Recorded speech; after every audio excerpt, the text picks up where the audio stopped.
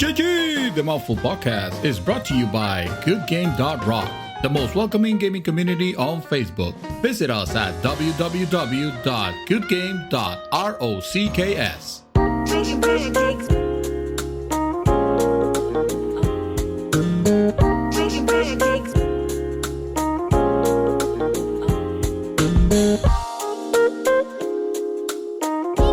But you know, poor body. Making pancakes. Making pancakes. What do you expect? We've been doing this for 279 episodes already. Like, what more could you ask from me? This is true. Yes, this is as ready as it's ever gonna get. I know this is max level ready right here. What have I been playing? Okay. So we were watching the game, and first off, man, I'm so happy fucking football. It's just like the most joyous feeling to I am hear. so happy for you. You're like, you are several levels of my bro in every dimension of the multiverse. They have no idea. This is the only happiness that I cannot share with you. This is the only part that it's like, I know it. Just don't give a shit. And I should be happy. I should be happy that my bro is happy finally.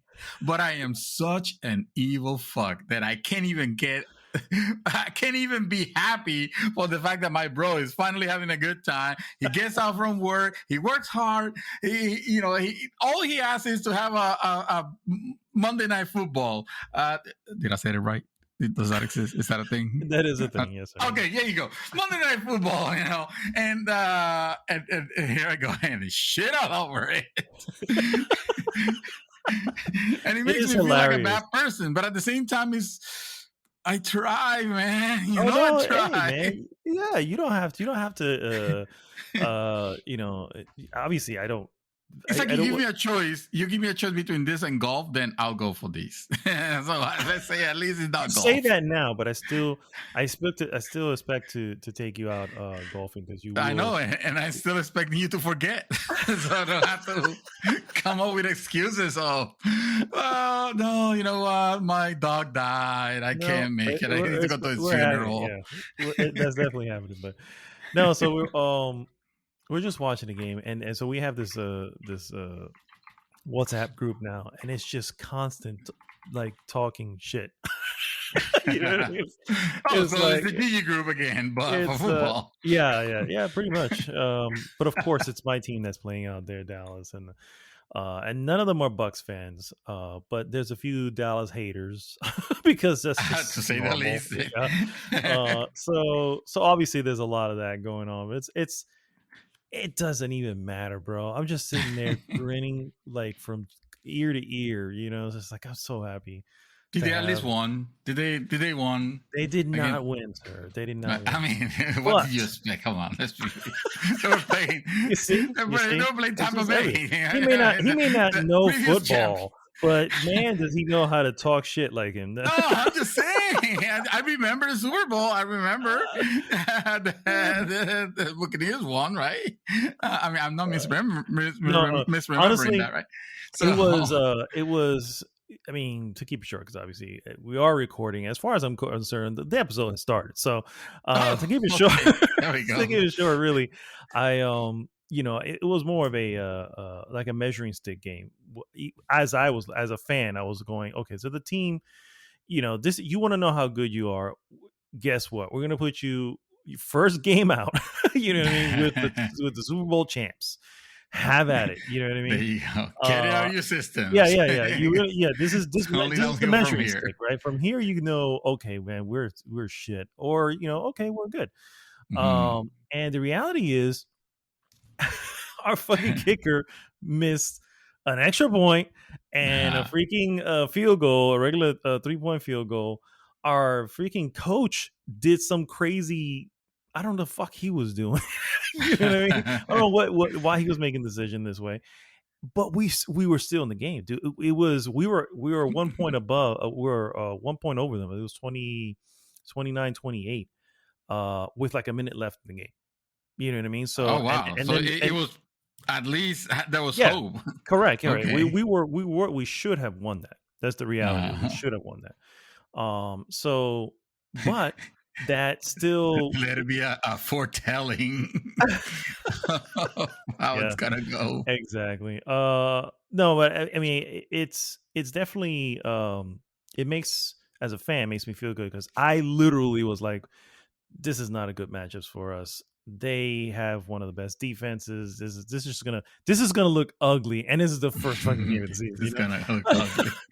I was expecting like 40-7 or something like that, And to know that it was in the end, it was 32-29. It was the final score, and 32, Wow. 31-29.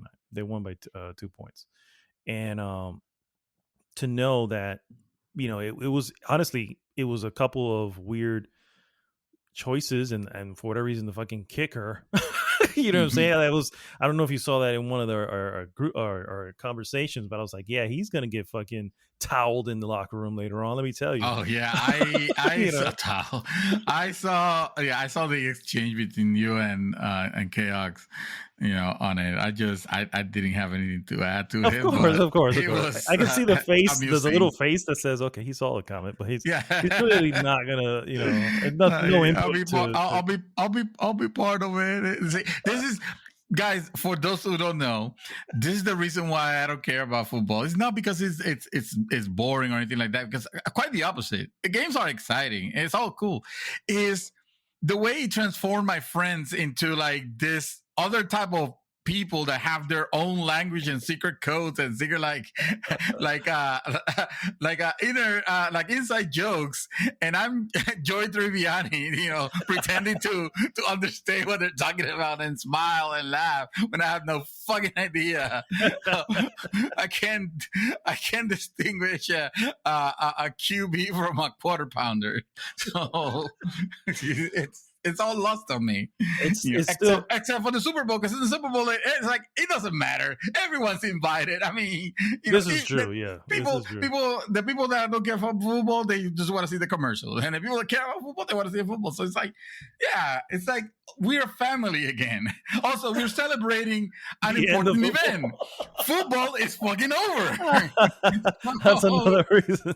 Yes, The dark that's age. We're another- outside the dark age. It's like Another reason to congregate. like and winter is over celebrate. in I get my friends Game of back. That is hilarious, bro. That is it's true though. It becomes as you know, it becomes a thing. And this weekend, this Sunday we're gonna head out to Arugas and meet up with some of the guys and watch some games and eat some greasy food and have some beer. No, You know we're what I mean? still in the middle of a pandemic, you know that. For the It's record, like, I don't see any of those players wearing masks. I'll just have you know.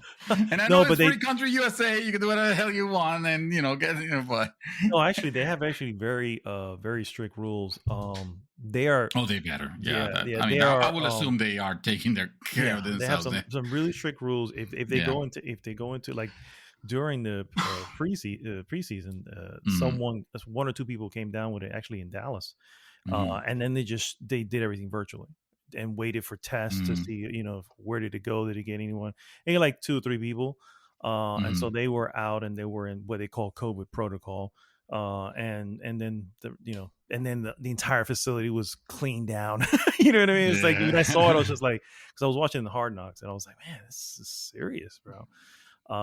But yeah, if there are players who don't want to take the vaccine and they're being shunned, bro. But it's like, okay, one now, Cam Newton, he's a free agent, and because of him not wanting to do it, Nobody no wants to team take wants him. Yeah, and it's like, I mean, it's like, damn, it's that type of thing. So, anyway, welcome back, guys. This is Arnaldo, aka Mad No, Dog. wait, and we that- don't have to worry about that because our last listener just checked out already. It's just us. well, this is how we win them back, and that is Dream Twister, aka David Santos, and this is the real episode 279 of GG's the Mouthful Podcast. Yes. Football's back, baby. Football is back. My goodness. I saw at least 3 people from my friends, which means times 30 on your group friend, but like 3 people at least on my Facebook feed posting the same thing, like football's back, baby. Of course, you were one of them. Football's back, baby. It's like, oh. Yes, yes. Happy and people. the stadiums are completely full. They're not faking Oh, the wow. crowd noise anymore. They're not faking the crowd. They're not faking no, they're not faking the computer crowd. generated. Okay. Yeah, I guess that's what we were doing before, and they had like some state. Was it Colorado? Was it Denver? I think Denver had all like cutouts of the South Park characters all sitting in the stands. Oh, yes, I You know, remember it was that. like, I was like, oh, that's cool. That's cool. But it is a different feeling watching it and seeing the crowd, because that's the whole deal. It's like, it's funny, you don't realize how often the camera does pan into the crowd. You know what I mean? And you know, last year it was like, no, there was no need to. There's nothing up there, so it was constantly on the field.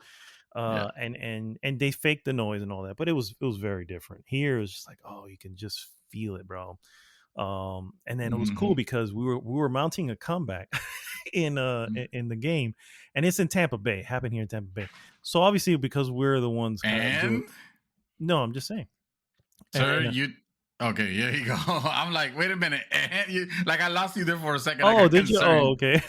So we're mounting a comeback, and then you can hear in the crowd just a few Cowboy fan out there. Let's go, Cowboy! You know, I was like, oh man, they are. And it was the real thing. Yeah, so I'm saying it's the real thing.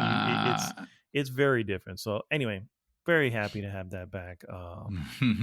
And funny enough, you don't play Madden football, at least so you can relate because it's to so video fucking game. fake, It's bro. like, That shit is just. It is. I have tried. Don't get me wrong. I have tried, but it's like I can't find the right difficulty where it feels realistic. Like, you know what I mean? Otherwise, I have like a running back like going 300 yards. Like, this doesn't happen in real life. It just doesn't make sense. But how come that has never been like brought up like an issue? Like, I mean, for all the issues that I've heard the Madden games have, just because people play each other. That's one of them. That's because people play each other. Okay. Yeah, I don't really, believe it or not, I don't have a lot of friends who play Madden. You know, I think the only one I know would have been shocking. I know, it's like, you know, so back in the day when I used to like, we used to go back to like Super Nintendo and stuff like that. Yeah, I used to play, you know, NBA games, so because I had friends who would play it. You know what I mean? And we would get, and of course, it would be couch play. Yeah, so. That was around the time that if you wanted to play sport games, you got a Sega Genesis. If you want to play everything else that was actually cool, you get a Super Nintendo. But for sport games, yeah, actually, we were playing it in the house, and it was definitely someone with a Genesis because we were playing NBA Live. Although I think I did have it for the Super Nintendo. That was definitely that. I'm just talking like most of the EA games. Like, I don't know if there was some sort of partnership. I think it was a partnership. That wasn't because Peter. I was gonna call him Peter Jackson.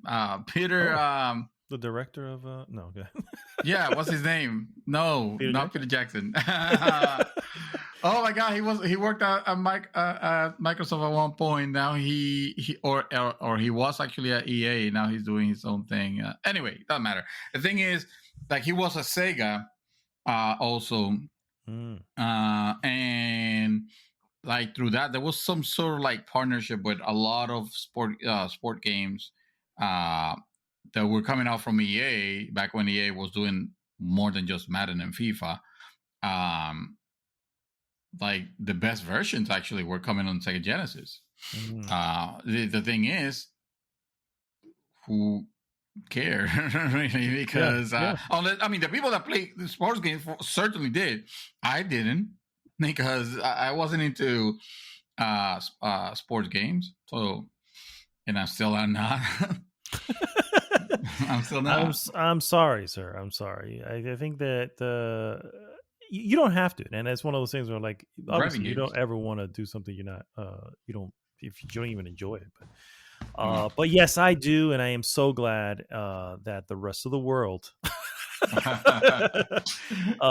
knows that football is bad. And also something else I noticed, how big football is outside of the U.S. Like for a long time, I was like, man, this is the only place this is. But there are other leagues, you know what I mean? Now, granted, they're nowhere near as big as soccer. Soccer is the sport of the world, but it's just crazy. It's just crazy to know that.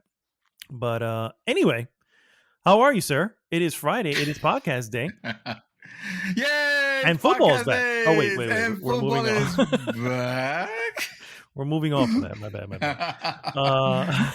I got a feeling it's gonna worm its way back at some Possible. point, like all the times. No, man. But aside from football, you know what I mean? Besides, now who's bringing it back? now it's bringing him back. No, it's not happening. I don't have interest in I guess I don't have interest in sports in general. Like I would say, if you ask me, like, okay, what type of game would you watch? And believe it or not, my answer would be shocking because it's gonna be like extremely boring. No, it's not golf, but I will say baseball. And it's not because I'm a fan. Baseball, yeah, and it's not because I'm a fan or anything like that. And I certainly don't know players or anything like that. It's more something that, well, I grew up, I played baseball when I was a kid, or for a little bit. And like my dad is a big fan, so it's kind of like through that. But everything else, like, no. But yeah, man. I still well, we're gonna move on. No, thanks again. Let's just make this the topic. This is the topic. Yeah. It's not like anything interesting happened this month. No, nothing week, at right? all. No. This has been the most quietest week of all of gaming since before the pandemic. Yeah. This is the measure. This is how you measure, the level of disruption that football is in our lives, in Gigi's life in general. Sony had a press conference or an event, let's call it. I call it a press conference. It's not in the press, but whatever. Right? They had their best E3 they have had in quite some time. And Mad Dog didn't give a shit because he was watching football. Sir, so that should tell you. That should tell you. I had ordered wings. I had, and it was just me and my wife, for the record, who were watching it. And I think it was more me. Awesome. She was there for the wings. He was there for the wings. And I would have been there. You would have told me. I would have been there for the wings also. That would have worked for you. I got a fake interest. I was like, yeah. No, she Go was Steelers. She was watching her freaking. I know, right? You can't even. She was watching her Law and Order for the most part, and peeking in it. But she did have a player in the game because she is part of the league, and she is last year's champ. So now she has the belt. And of course, we'll never hear the end of that. But anyway, yeah, we made it. I made it a thing, dude. I made it a thing. I was like, yes, and my team's playing, yes. So yeah, and to be fair, you did caught up afterwards. So I did, yeah. I'm joking. Magda will not be the type of person that will like put aside his responsibilities. He just put aside that responsibility, but come on, it was the first game of football. You gotta give it to him. Come on, he deserves it. He works hard, the feller. All right, come on. I try. Yeah. Oh man, well, thanks again, guys, for tuning in. If this is your first time, please first go to goodgame.rocks. Join the conversation there. And of course, please like, subscribe, and share the podcast with everyone. What we normally do, guys, first is we go into what we have been up to, move on into a bunch of news items, and then, of course, we finish with our hot topic of the week. This week's hot topic, basically the PlayStation Showcase. A showcase you just mentioned. The Dallas Cowboys. The Dallas Cowboys and how they're going to clean up the rest of the season. No. And also Sony has a thing. Yeah. Sony had a small thing that apparently I'll probably read while I'm reporting on it. Yeah. In a little bit, I'll catch up with what was happening. Nothing huge, but we're going to go into more detail later on in the show, of course. Yes. So let's go ahead and start with what we have been up to, sir. What kick it over to you. What have you been doing? See what you did there, kicking it. Our kicker missed Well, the field goal twice. see, now I Okay, think you sorry. fumbled that one. Oh, if you guys are sick of listening about football, well, brace yourselves because you're gonna be even sicker of me talking about Dark Souls. Kidding, Oh my God. I'm kidding. I'm not gonna talk about. I mean, I am gonna talk about Dark Souls because that's what I did. I play. I'm still playing Dark Souls 3. I got to an Orlando, which I didn't realize that it was part of the game. It's cool to see it, right? Again, spoilers. But yeah, no, it was mad cool to realize, like, oh my God, this is actually, and then realize the rest, the sadness. It's like, oh no, my pal. I'm not gonna say any more on that. Oh. But At this point, anybody who loved the game has played it. And if and so any Dark Souls people is not does about it, story in Yeah. reality. So yeah. No, I'm coming to realize that those are, like, I have several games that I've been meaning to get on. Like fucking Life is Strange. True Colors got released this week to very decent reviews actually, and that was one that I was looking forward to going into right away.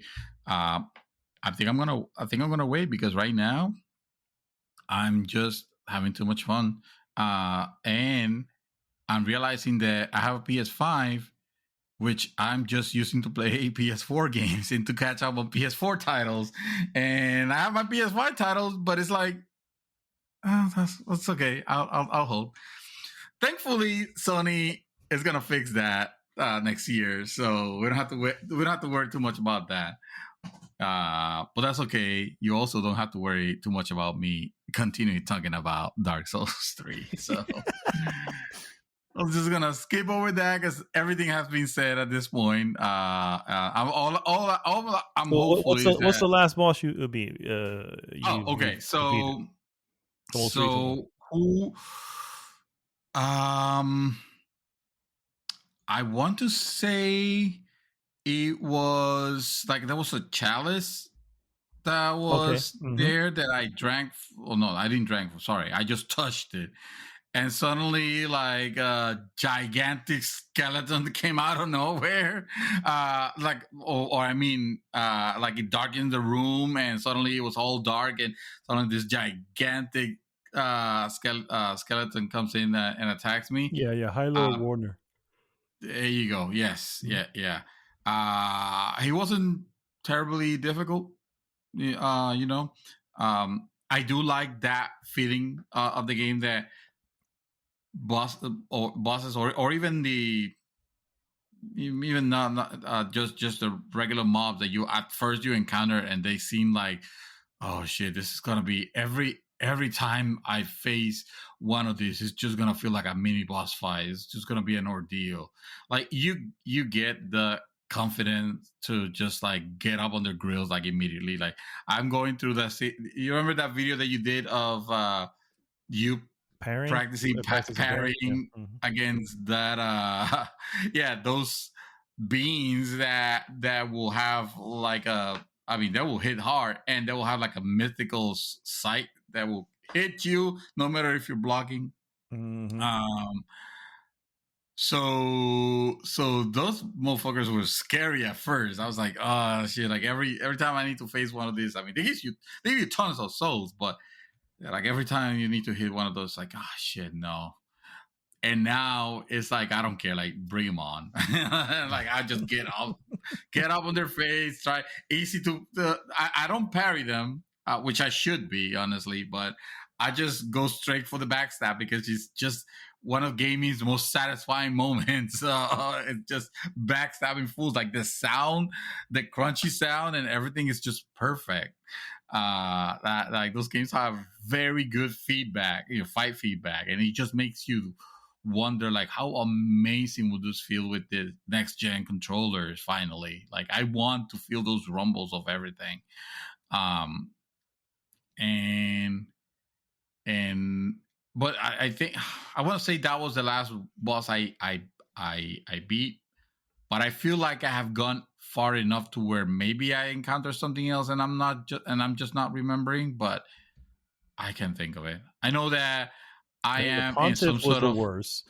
huh. I know the Pontiff Sylvain was the worst. Oh fuck that guy! And That guy was Aldrich, a I think freaking Aldrich nightmare. was one of the most recent ones that you did too. Aldrich was yeah. She was. You know what? I wonder. Could she have been the one, or he, or it, or whatever the pronoun is? I think it's a he. Would it? Okay, fine, whatever. Would it have been? Would he have been the last one that I fought? That's what I'm thinking. I was like, I'm trying to remember the images that you sent me, because you did send me a video with the. I didn't send you the skeleton because that one was kind of easy. So yeah, maybe that was it. Because once you beat, I remember that once you beat him, like you have nowhere else to go on that area. Mhm. There's actually still an area. What is that called? Something Borealis. Which is Oh yeah, I know what you're talking about. the area where you did the video of the pairing. Like there's still places on that area that I haven't opened, and for the life of me, I can't figure out how to get to them.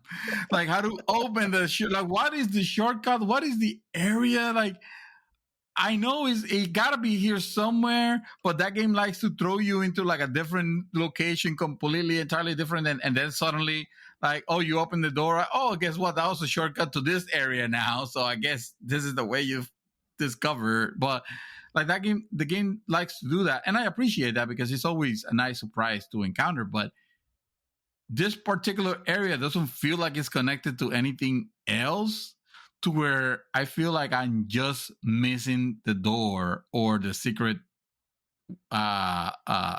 area that gets me to it. Like there is like I hate the fact that almost every door it says, oh, it can't be opened from this side, or it's locked.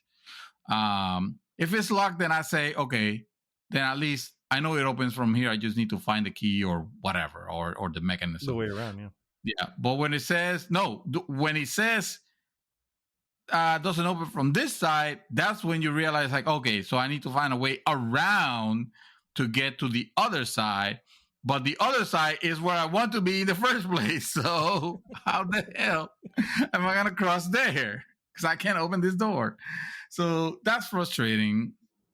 Being lost in there. But anyway, that's Dark Souls 3. I don't know if you have any other questions. No, I just wanted to kind of give one. I wanted to confirm, and two, kind of give people where you're at. So yeah. I'll still report.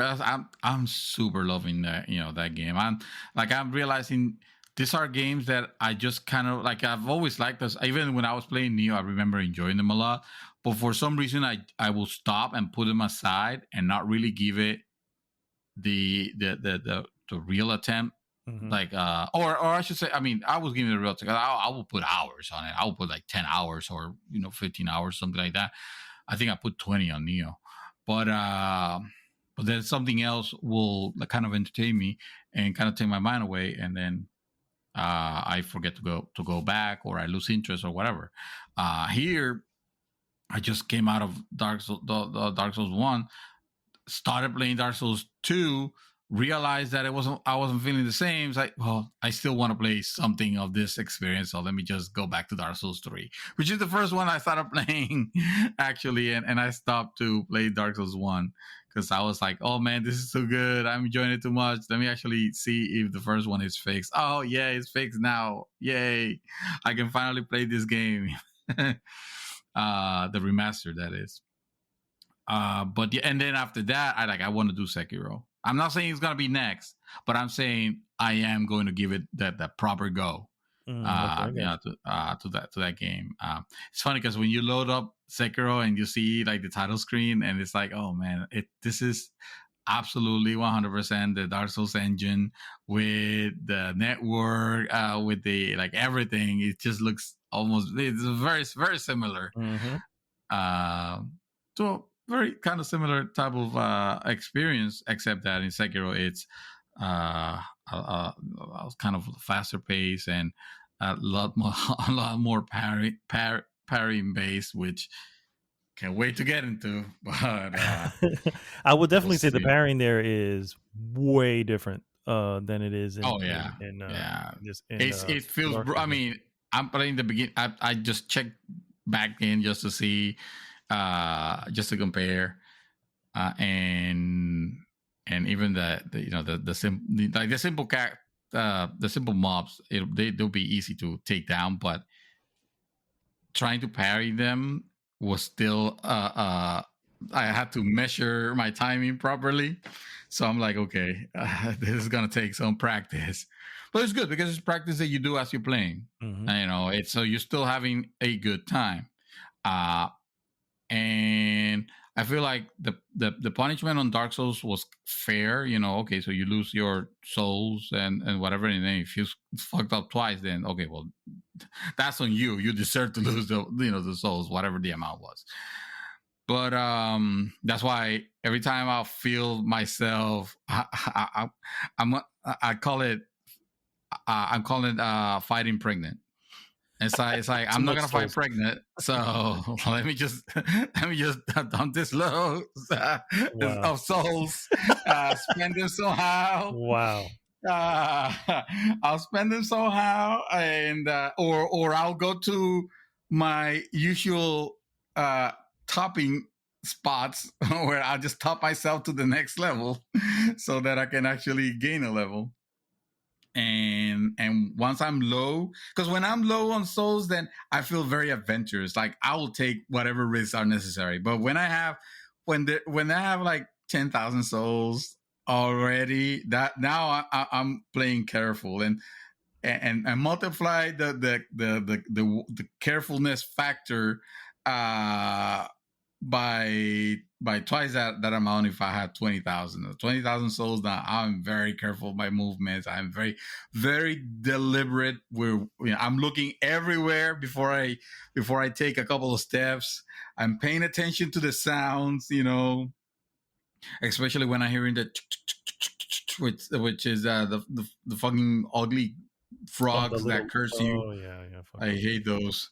Um, so yeah, it is quite an experience actually, and a game that everybody say, oh, it's one of the hardest games. It's like, yeah, but it's actually, if you give it a fair shake, it's not impossible. I mean, if you're enjoying, because the problem, if you're not enjoying it, then it doesn't matter. It's just gonna look like a fucking mountain. You're gonna care. You're gonna stop playing. But jumping from that, both of us watched the latest fucking what's it called? Oh, the what if? What if episode? Yes, yes, yeah. Yeah. What did? Oh, so I feel like I should be talking about it, but I feel like I want to hear your thoughts. I mean, I can get it out of the way because it's on my list too. But since Yeah, it's a part of short, yours, and we don't want to spoil too much on it, but it is. I mean, it's I mean, called we "What have to If talk about it. Zombies." That's Exactly. the literal title. Exactly. And instead of saying, I mean, instead of making the title fleshed out to say, okay, Mhm. well, what about zombies? It's Mhm. just what if zombies, What if and somebody did? that's exactly how the episode felt. It's like Yeah.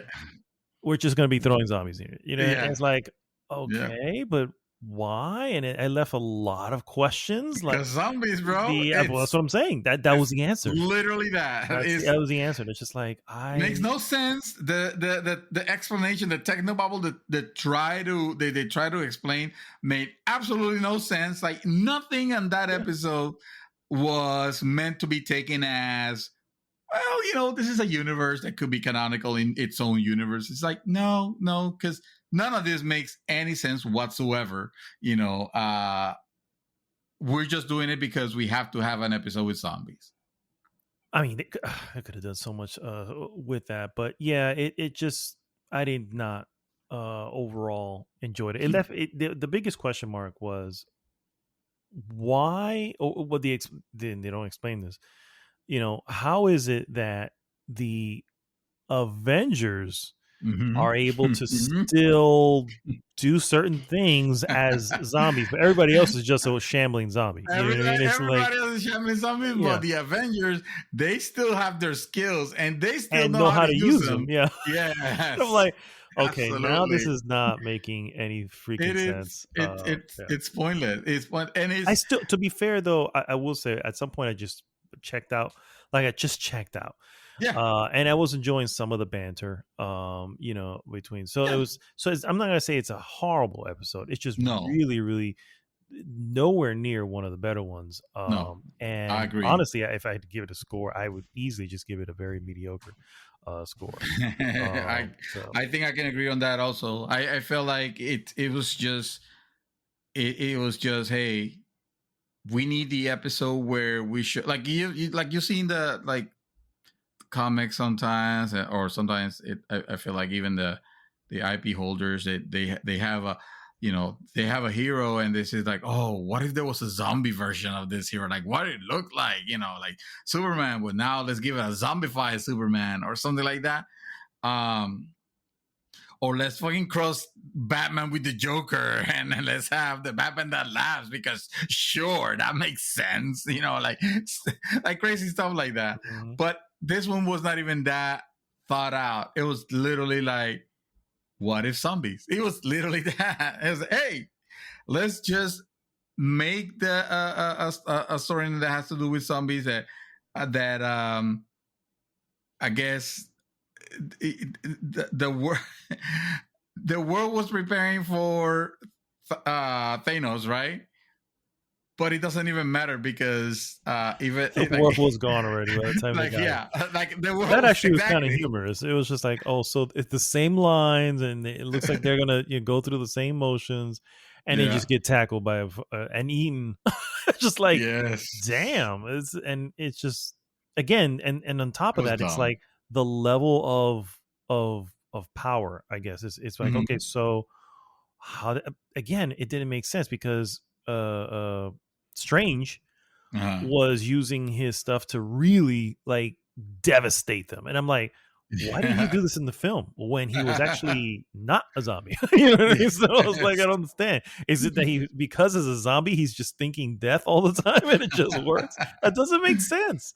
I don't want to talk about Nothing, it. Anyway, nothing, yeah, what is nothing zombies makes sense. was I not a did good enjoy one. the fact that, hey, it's an episode where you saw a lot of like, well, never graphic because again, this is Disney. This is on Disney Plus, so it's not gonna be graphic in the sense of seeing like blood or anything like that. But you see some like, dismemberments and decapitations, and you're Hmm. like, oh shit, Yeah. oh wow, and I am enjoying that part of it, the fact that, well, these are throwaway universes that no one cares, so we can just break with all the rules and the protections and just literally have at it, and hey, what if zombies, right? Exactly. um Exactly. so yeah, I'll also will definitely give it a very mediocre, although I as an episode, I'm glad that they got it out of their system. you know I'm kind of hoping for a better one, and it establishes what, I mean, it proves even further what I was always telling my wife, which is, hey, none of these stories are meant to be connected in any way. These are Mhm. literally their own stories, Yeah. their Just like the own what comics if were. Yep. Mhm. situations. Exactly, exactly. Uh, I did watch a movie Oh, that snap. came out recently to movie theaters. I feel like there's not a lot of talk about this one. It's almost like the world has forgotten that it's out. But that movie is Shang-Chi and the Legend of the Ten Rings, the Marvel's Oh, first film that has an Asian lead, actually. yeah. And I watched this last week, so I apologize. There's gonna be some things that I might not be too fresh in my mind, but I'm still gonna try to bring up how I felt after watching this film. before I realized that I have actually watched this film already when it was called Raya and the Last Dragon. Oh wow! No, it's not that. I'm joking. Wow. I'm joking. This film, no, but there's a hint of truth Similarity to that. I'm sure. Yeah. So let's break it as I always break my films: good, bad, and ugly. Right? Good. Start with the good.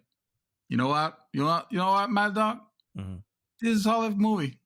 This is a solid Marvel one. You know, the fight scenes are good.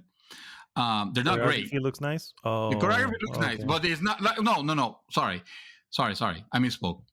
The fight scenes are really good. The fight scenes are really good. When I say they're not great, what I actually meant to say is that we have seen better. We have seen other movies in general, not necessarily Marvel. If you were to compare it with Marvel, I probably think it's right up there because, of course, it's going to be a lot of martial arts and it's going to be a lot of crazy movement through construction sections and buildings and stuff like that. It's gonna look out there, but we have seen so much out there already that it still kind of blends in a little bit. So it was entertaining. They were entertaining. It's not John Wick one, but is right. Yeah. So I will say the humor on it was actually not the stupid kind. So Good. it was good. It was intelligent. No, that's not the right word. I know what you're saying. But Yeah. it was It's not. a smart It was humor. not. Yeah. It wasn't skits or what is it? Yeah, or stupid, silly. Like I'm sorry, but fucking like Ant-Man will do this, where it just tries too hard, and it's like, dude, it's not being funny now. So this is not. So I'll say it's a solid Marvel piece. You know, I wouldn't put it like in the pantheon of greatness, it not even close to knocking its door, but it's certainly not in the hood like Ant-Man or Guardians of the Galaxy 2 or So it's middle of the ground, basically. Yeah, Okay. yeah, exactly. It's watchable. It's something that if you saw it in the theater, you will not be disappointed. It brings, at least it did to me. My wife fucking loved it.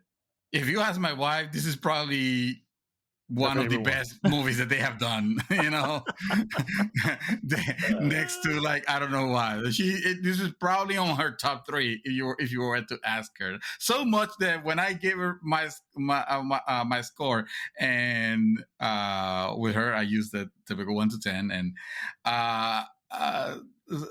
she was like, and it was, I didn't give her a bad score, but she was still insulted. Oh my God. Anyway, the I will say the cast did a very good job. In keeping in introducing this world, and when I say I feel like introducing this world, what are you talking about? This is Earth. This is the Earth where like everything has happened. But no, this somehow still manages to make you feel like its own thing, because it needs to be its own thing, right? Mm-hmm. Because this is this is Chan-Chi's playground. This is the place where he's the hero. He doesn't have to be sharing Captain America and no freaking the Hulk or anybody like that. So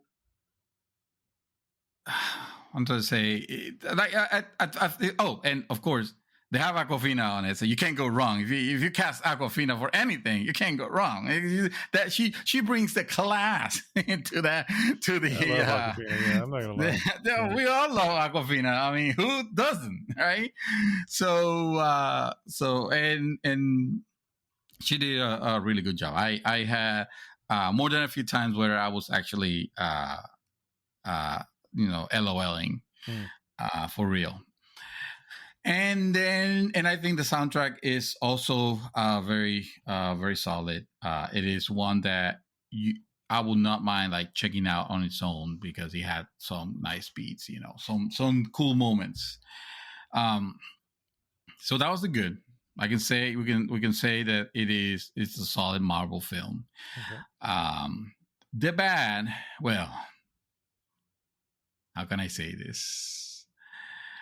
Um, let's just say that this tells the mystical tale of the mystical jade dragon ring Sifu guardian talisman Chanli Kung Lao Borracho. I have no idea where you're going with this. It's basically it's the same Asian mythical story we've seen already. But Oh, hey, okay. this one has the Marvel sticker. So it's if you were expecting something different, I mean, first, did you watch the trailer? and I was gonna second, say, I was like, what- I was already expecting that anyway. So yeah. But it's almost to the point where I get it. I get why they chose that, but like it almost feels stereotypical at this point, to be telling those right? But because you ask, like, well, what else could it be? Who knows? It could be about so many things. Like it doesn't necessarily have to be like, oh, this are Asian actors, so on a movie that is meant to like highlight some of the culture, so we gotta make sure we throw some dragons in there, and we gotta make sure that we throw the mystical whatever, and the guardian and the the rings, of course, because you gotta have the rings of power, right? So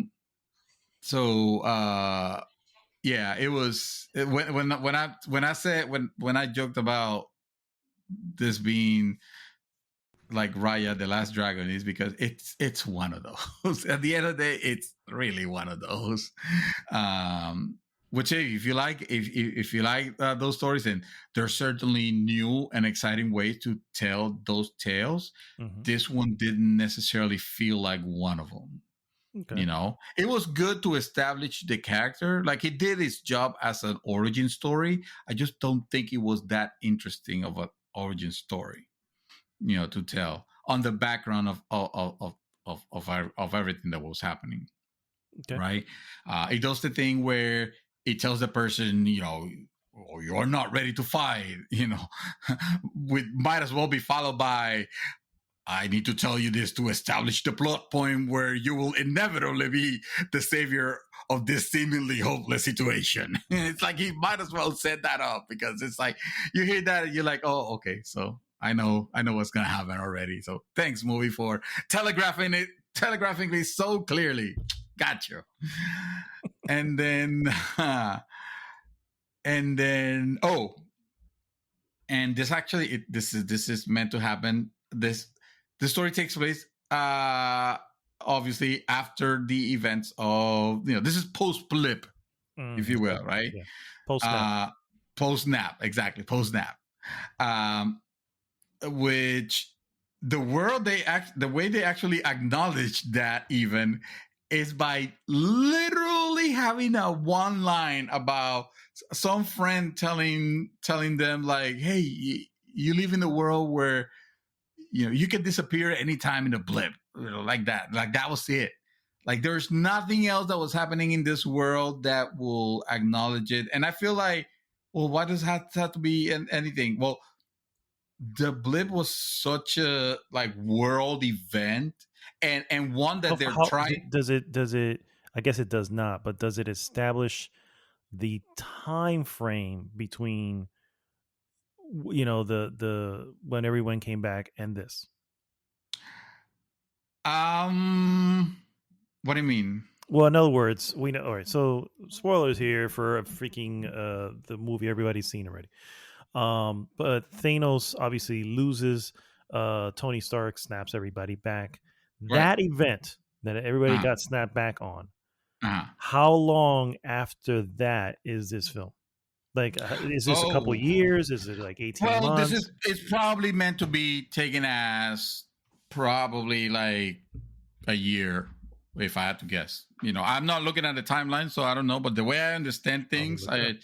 is that yeah, it could be taken like it's not meant in the future or anything like that.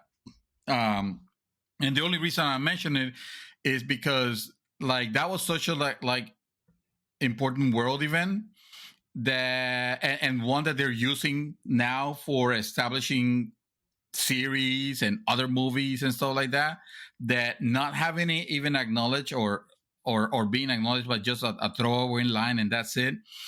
It just begs the question of, okay, so we had a menacing force that was coming out to this world, right? And yet this world houses a mythical power, a mythical force that has mythical beasts in it. None of them were there to help with when we were facing Thanos. Like, you mean to tell me, like, what did all of those just happen to disappear? Unfortunately, because it looks like a lot more people than just one or two characters were very powerful. You know what I mean? Yeah. So, I mean, if you think that's bad, wait till we get to the Eternals. oh no, That's what I comes out. can't. Yeah, Wait till we get to the Eternals. These eternal beings who were here before and after all the events. Yeah, You know what I mean? yeah, and it Where doesn't were matter, you? like, cause after I feel like after watching the first season of Loki, it's like it pretty much made the whole thing moot. Like it doesn't really matter at the end of it. I'm not gonna say how, but it's yeah. So yeah. So the ugly.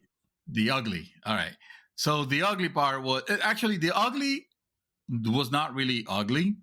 I will say the there was a cameo at this point that has been has been spoiled to death, but I won't say anything.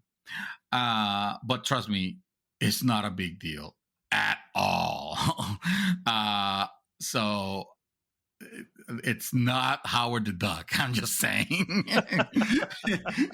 Nothing ever is. I mean, let's be Nothing real. ever is, right. There was a fuck up though. Like I noticed that there was. I can't Yeah, I was say. gonna say I haven't seen it. I can't. No. don't Yeah, rule yeah. it. And I was saying it was just there was a major fuck up that I feel like did everybody forgot? Did anybody forgot? And don't have to do with this character, so I'm not talking about that. I'm talking about something else. But yeah, there was like a hello, but I can't say anymore. Of course, we'll revisit this when you've actually seen the movie, which at this point you probably can wait. I mean, you weren't that enthused when it was introduced, and after watching it, like it's good, but I don't think it's anything that you have to like just go like drop whatever you're doing and go watch it right now. No, I've actually considered it, and I was like, just no. I mean, if you want to go by yeah. yourself and just like escape and just do it by yourself on a Saturday afternoon, just to say that you watched it, but in reality, it is like I put it there with Black Widow, even though I haven't watched Black Widow, so I don't know how good or bad of a thing I'm saying, but I'm just saying, like, I'm not in any hurry to watch it. I just saw it because I wanted to go out to the movie theater. I haven't been in a while, and that was the movie that was out, and I enjoyed it. I mean, my wife loved it. Like I said, she really liked this movie. She really enjoyed it. Black Widow. The problem, I think, the main issue, and I think once we see the film, it'll probably be even more obvious, but I think the main issue with it is we already know this is not continuing the storyline. This is filling in a gap that no one was asking to have filled. You know what I mean? It's like we wanted, and it's a shame. We wanted people have been clamoring for a Black Widow film since she was first introduced in Iron Man 2, and she Mhm, finally gets one, and it's kind of pointless because it's a prequel. mhm. It's You a know, what I mean? prequel. It Yeah, takes it's place not before Infinity War. We already right, know this, right, yeah. right. So it's like, what's the rush on it? Why would I pay anything for it? I'll wait for it when it comes out on, which I think is like soon. Yeah, Yeah, it's on on Disney Disney Plus. Plus. Yeah. So Yeah, at least this one, that's the shameful part about it. Yeah. at least This with one discontinues the storyline. yeah, Shang-Chi does continue the and when it ends, it does tell you Shang-Chi will return. You know, so Oh yeah, I don't have any yeah, doubt about that. it's they seem to have plans for this character, and all the better because he's a cool character. He would at the end of the day ended up being a cool superhero. I mean, he's not Doctor Strange or anything like that, but hey, Yeah. who Yeah. is? uh, Well, maybe a few, you know, but I don't know. I just fucking like Doctor Strange. All right, he's awesome, and I like his powers, and I like his style, and you know, it's cool. Plus, the time he has the time. No, anyway, I'm done gushing about Doctor Strange. All right, I can't fucking wait for the next movie. I can't. Yeah, actually, I'm pretty excited for that one too, because that one has a direct connection to Wanda. WandaVision stuff. So I can't wait for that. So here's Can't wait. here's what I do know as far as timelines go. WandaVision Uh-huh. takes place only a few weeks after Thanos was defeated. Okay, makes Okay? sense. So that's why it's still fresh in our mind. Well, if you know the events of the show, you understand why it's fresh in our mind and everything's happening at that moment. Mhm. Falcon and the Winter Soldier takes place about 6 months after, which kind of makes sense when you think of things that are going on there.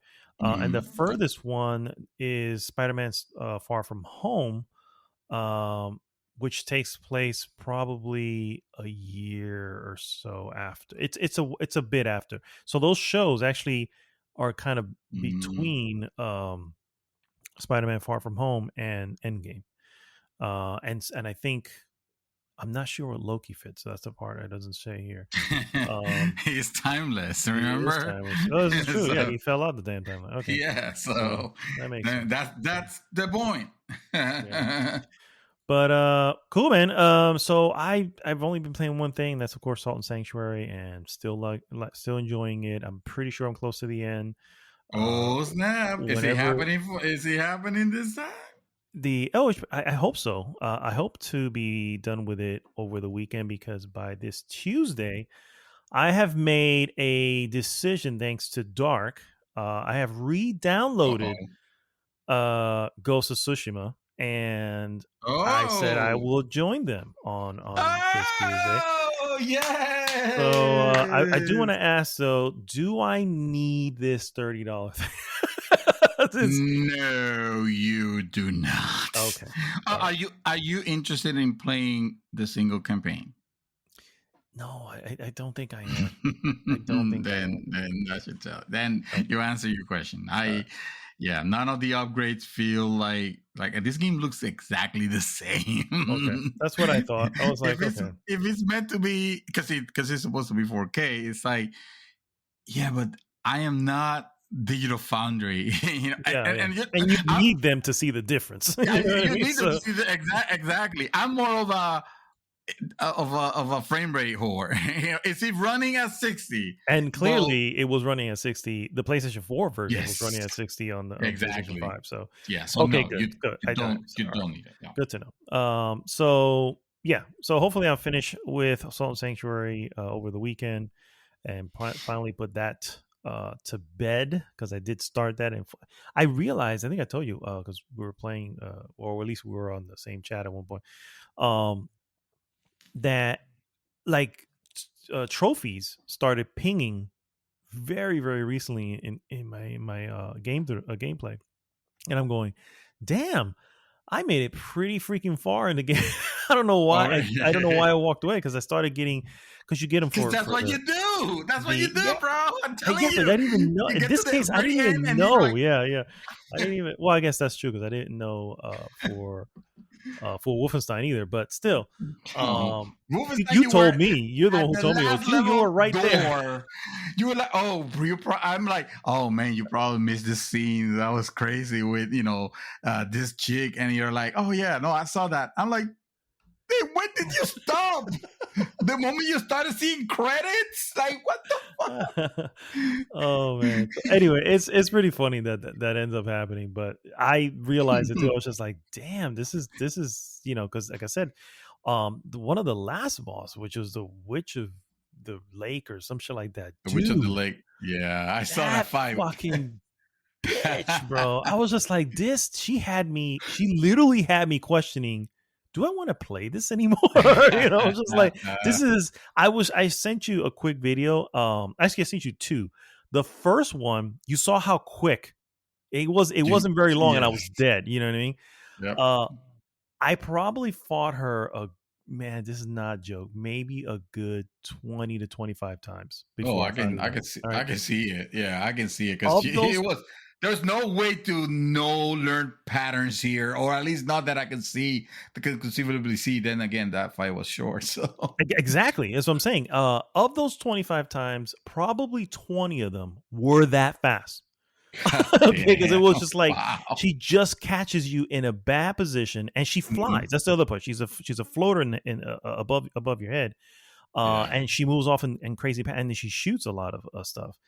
And the worst part is when she floats off screen. You know what I mean? And it's I Oh, but can't she's see still her, but she attacking. can still shoot shit at me. And so it was figuring out how to not like I need to keep close to her, but not Wow. too close where she's at the edges and moves away and then moves off Yeah. off screen, right? Because if I go too far from her, she'll just launch that barrage, and the only way to you can't block that barrage. My shield doesn't block. My shield doesn't block any of the Oh, magic. You know what I mean? And I have a shield is there a that blocks shield that does? they I don't know. They might be, Oh, but not one I had. That's for sure. So I was like, okay, I need to dodge everything. And how do I dodge that? I have to be I have to be underneath her. I cannot be, I can't be off to the sides too far. mm. Um. Anyway, when I beat her, it's just like it's almost like it clicked. It's just like it just clicked. Like I got it. Was there a pattern? What is a pattern? Was there a pattern? Did you find? Because when I I beat don't that think there was dude, a I pattern, was dude. like, this was completely random. I just pressed button and something happened on the screen, or the game felt sorry for me. But there was no skill involved in this fight at all. When I was fighting the fucking pontiff, it's like there's no skill involved on this at all. It was just pure fucking luck. No, I can tell you for Pontiff, I struggle with him as well. But I do recall the last the time I took him out, and it was a zone, bro. I was Mm, dodging perfectly when I needed to dodge. I was maneuvering when I needed to maneuver. And he not that he can get his hits off on me or anything like that, but it was it was a sort of a zone that I had hit. It was like I was just getting used to his movement at that point. It just yeah, took a while because he has such unorthodox movement. Same thing yeah. here. She has such an unorthodox movement pattern, and the abilities were just it's like, who can do that? So I was like, who the hell can do this? Anyway, that's beside the point. I'm not gonna stick on that game, but hopefully, Oh, you like I should. said, I feel like I'm close to the end, so hopefully I can finish that over this weekend that's coming in. But I have seen Nice. a bunch of films, so I just kind of quickly go through some of the quick ones that I don't have to stay too much time on, and then I really want to kind of chew on one for a little bit, if you will. Kenchi, yeah, you watched it. Surprise! You're gonna tell me what you feel. Oh, no, Mm. okay. The first one actually I saw was the OG 1974 Murder on the Orient Express. This was one of my wife's choices. Wow. But I've always did want to see it. I thought I Uh, would see the remake that just came out recently. But mm, no, she was like, no, I want to check out the original. So I was okay. We checked it out, and dude, it's actually pretty freaking good, dude. This is yeah. obviously based on a tale of or based. It's a story from a famous writer who does a lot of mystery movies. Agatha Christie. That's like Oh, I think Agatha yeah. Christie novel. Yeah. And so, and she actually, yeah, she's the right. Yeah. Anyway, a lot of, it's just really cool figuring stuff out. You're trying to stay ahead of everything. It's one of those things there, like usual, you'll never see, is you've not put it together, but once you see it, you go, oh, that makes sense. Oh, It's the it was only there way all it's the gonna do. Yeah. time. And of course, Perio, Hercule Poriot, or whatever his name, the detective in the movie, Mm. he's kind of already figured some stuff out, but he's just trying to get he's interviewing people to kind of get the missing pieces and then put it together. And of course, it's, I gotta say, it's one of those, what it is, what led to it all. I'm just like, whoa. No, yeah, it's just like so really cool. So definitely a classic, and definitely one I can highly recommend. Murder on the Orient Express, I think, is on Prime, is where we end up watching it. But Okay, cool. I rewatched The Net. Yes, Oh jump my back into god. some '90s films, my friend. What got you into it? Well, you I don't notice think that movie ages very well. it does not even a little, my friend. This was basically Sleepless in Seattle meets international espionage. It's like, because it's still like early on, it still felt like I was watching Sandra Bullock in a Sandra Bullock movie. You know what I mean? And I remember enjoying it. It could be because I always had a crush on freaking Sandra Bullock, but I remember enjoying it when I first saw the film. And I don't know, I've been watching some night, like occasionally just throw just a random '90s film that I knew I liked. Here's what I'm realizing: I didn't have really good taste, or these movies have not aged well. I'm not sure which one it is, but I'm going to lean on that they're not aging well. Oh yeah, I would say. Remember, this movie was presenting a very curious and fantastic look of what the near future might be for us with this new thing called the internet. Internet, yes. So It is. I will say one thing. I don't know if a lot of these things were possible. This is the movie took place in 1995, so I'm pretty sure some of this stuff was possible. But like it does ordering paint a pizza better online. picture. Yeah, it does paint a better picture than hackers did. I'll give it that much. I thought this was gonna end up like, it paints a better picture than what the internet end up becoming. I mean, thanks to Facebook and frankly, Twitter. yeah, exactly. Thanks to social media and internet trolls and all this, like, yeah, we probably should have pulled the plug a long time ago. But anyway, yeah, not much to say there other than I laughed at how corny some of the stuff was, and yeah, I don't know. It's on Netflix, for the record.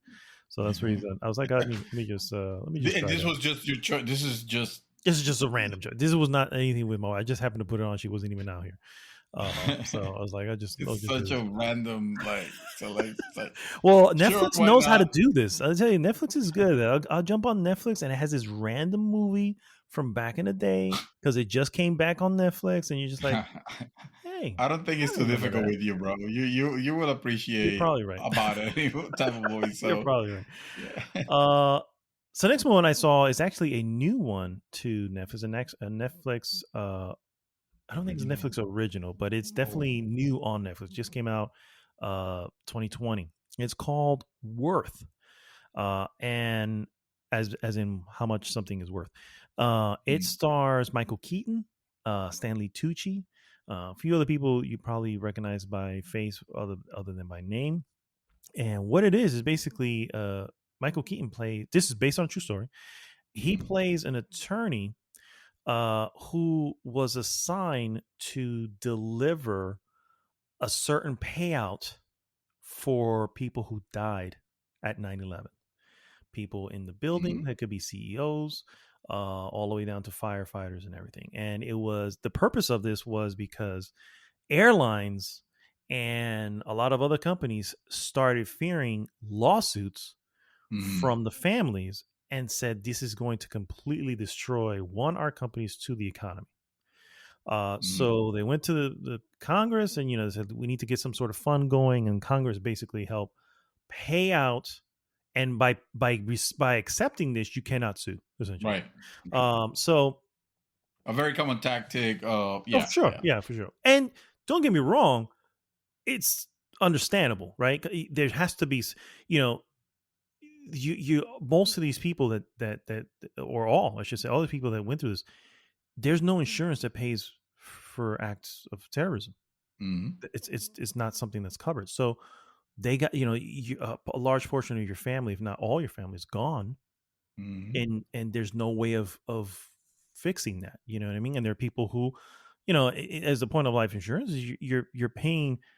The money's supposed to pay for the income that would have gotten there had that person in your life been alive. You know what I mean? Mm. So Right. that's what this was essentially doing. And the problem was, of course, which you'll know immediately, just how do you, just from the title, how do you decide the worth of this Oh, well, person versus right. this other person?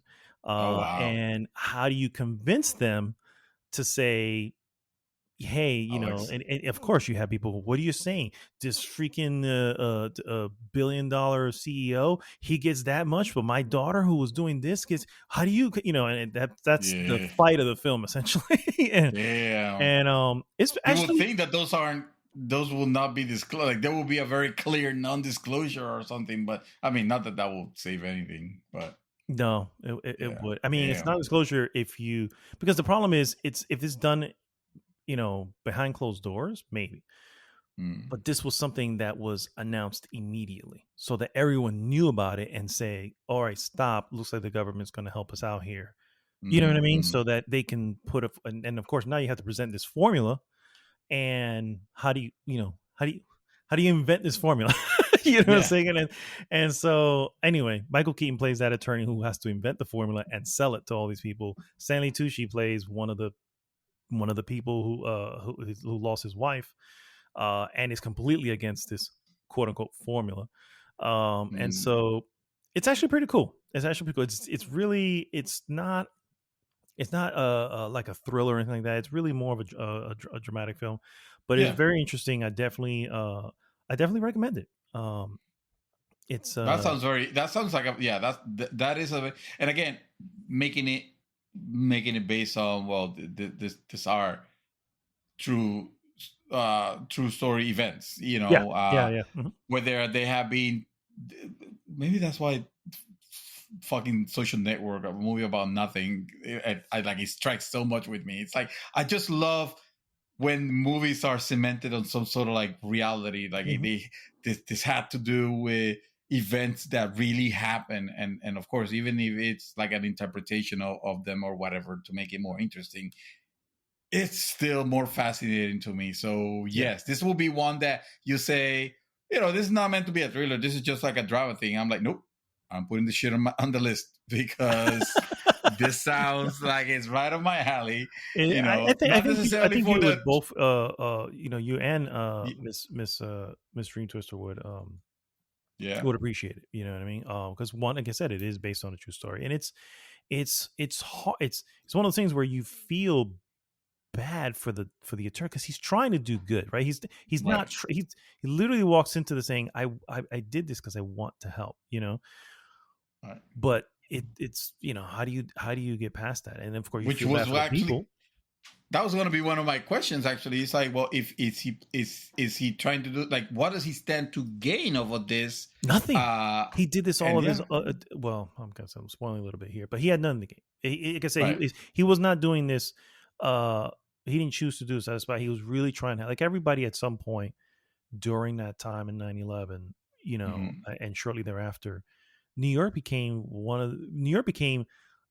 what Philadelphia is called, the city of brotherly love. That's Philadelphia is called the city Mhm. of brotherly love. For the rest of you don't know that, but New York was never that. New No. York was, watch out for yourself. That's it. Yeah. After 9/11, dude, it was for a while was really, it became a very different type of city. Um, Were you everyone was, there? You I would you was in the New York? Bronx. Yeah, I was living in the Bronx, so we can see the spot. Joannie was actually we even close. My wife, she actually Uh, worked downtown. So she was down. She was probably only maybe 15, 20 blocks away. Holy From shit! Wow. from You the. guys were dating around that time? Yeah, right. Because you guys were. No, I didn't. We didn't know each other. We met Oh after that. no, Yeah, we we didn't know met each other. after. Yeah, Okay. yeah. And Where were but you? yeah, Mm. but yeah, we were down there, and I tell you that that's one of those things that New Yorkers well for a while. Maybe now, the scar is kind of healed up enough where it doesn't show too often. But Mm. um, I think back to maybe a couple years after my after 9/11, and we were heading to here to Florida for our anniversary. Actually, yeah, not anniversary, for our honeymoon, and we're at the airport, and outside, outside the airport, and out of nowhere we hear what sounds like a freaking plane. You know what I mean? And you're like, Uh, everybody in this, if everyone stopped walking and just yeah. waited, they didn't know what to do, looking around, looking up. You know what I mean? It's like, what is it? And then we saw it was like like one of those Marine Harrier jets. Uh, Was just flying and then land, and them shit's so fucking loud for the record. I don't know if you know that, but once we saw what it was, and it was just landing, it was but it was just so fucking loud, and we didn't know. But I mean, that in there, it's the first thing you thought. I know it was already a few years after. The first thing we thought, I was like, oh shit. oh shit! Yeah. And so that's how you know the scar was still kind of fresh. You know what I mean? And Yeah. so, but since then, it's been it hasn't been that big a deal. But anyway, the movie's worth. It is, and it's worthy. It is, and actually, excuse me, I take that back. It is a Netflix joint, so it's always Oh, going to be on Netflix. cool. Which is pretty cool. So, and then the last movie that I saw is a little title called It Chapter 2. Oh yes, you did watch it. Yes, sir. Talk to me. Lay down. This is the moment. This is. I mean, I feel at like I should some point do. you had to. I should. Well, actually, before we go any further, real quick, let me. I know, I'm sorry, but let me real quickly give my, because I didn't even think about this. I didn't give my ratings for any of these. Oh, that's So Murder on the Orient Express, I think, was really good. So I'll give that a 3.5. number The 5. Net has not aged well, and I'm just gonna leave it at a simple. I'm gonna give it a little bump because I had Sandra Bullock, so I'm gonna go 2.5 for that. Worth is actually also really good, so I'll give that a 3.5. All Holy. right. So now, chapter 2. Okay.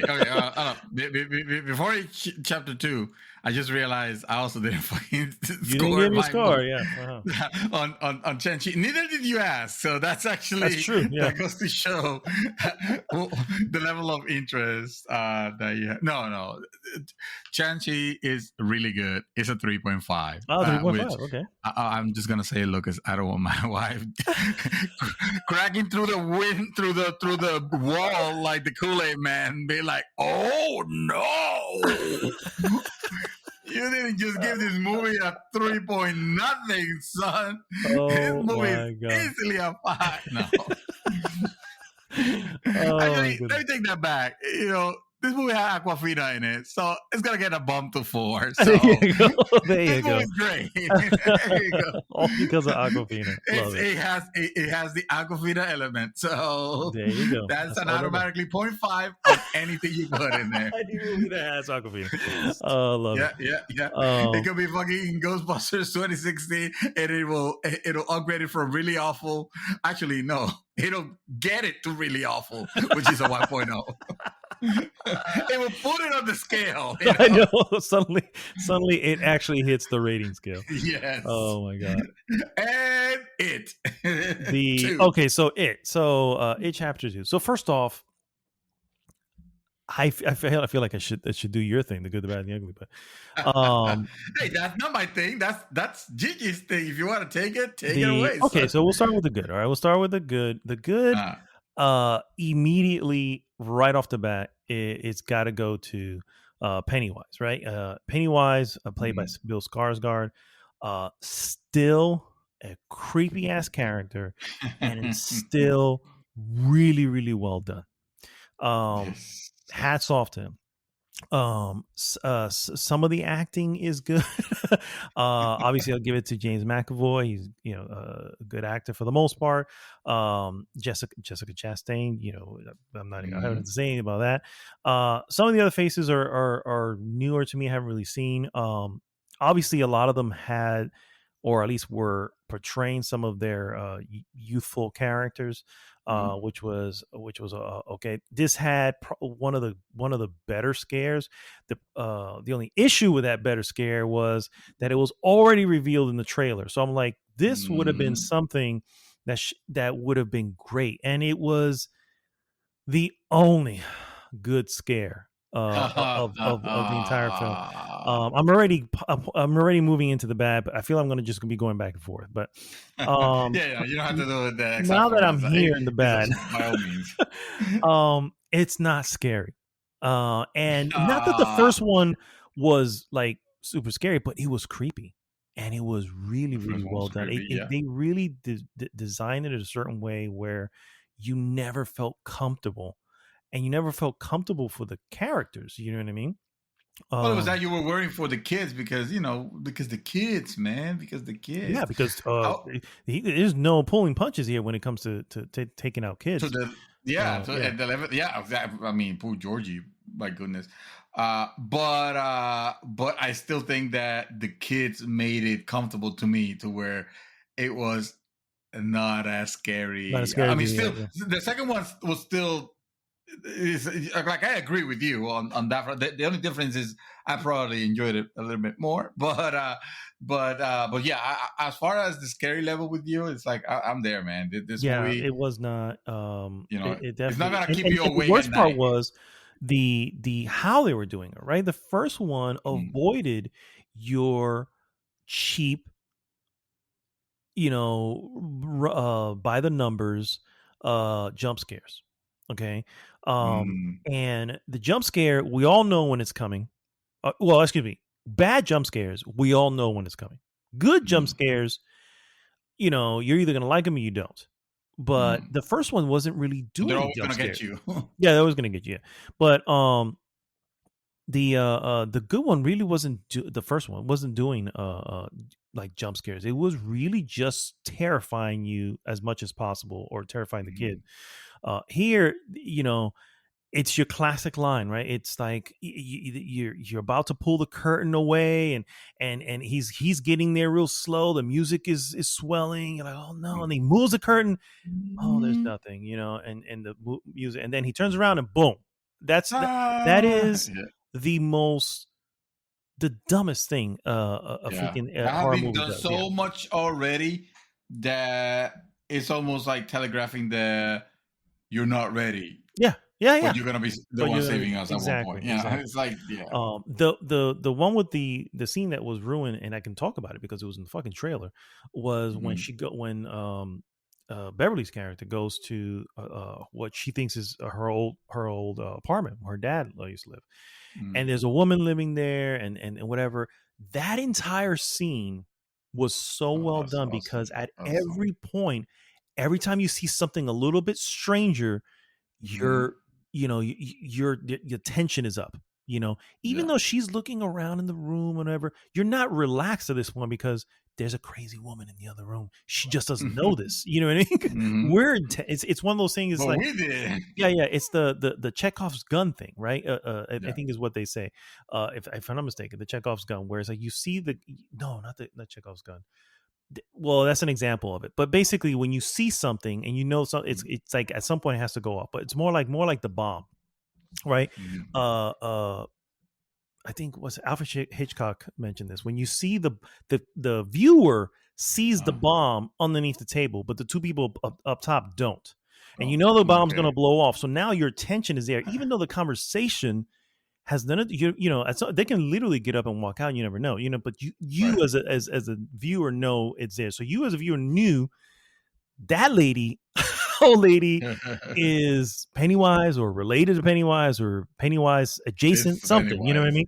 mean? Yeah. And yeah, and then out of It's a nowhere, manifestation from Pennywise. yeah, That's exactly. what And it then is. out of nowhere, you know, when it finally happens, you kind of already know what's going to happen, but you're already at your highest tension level.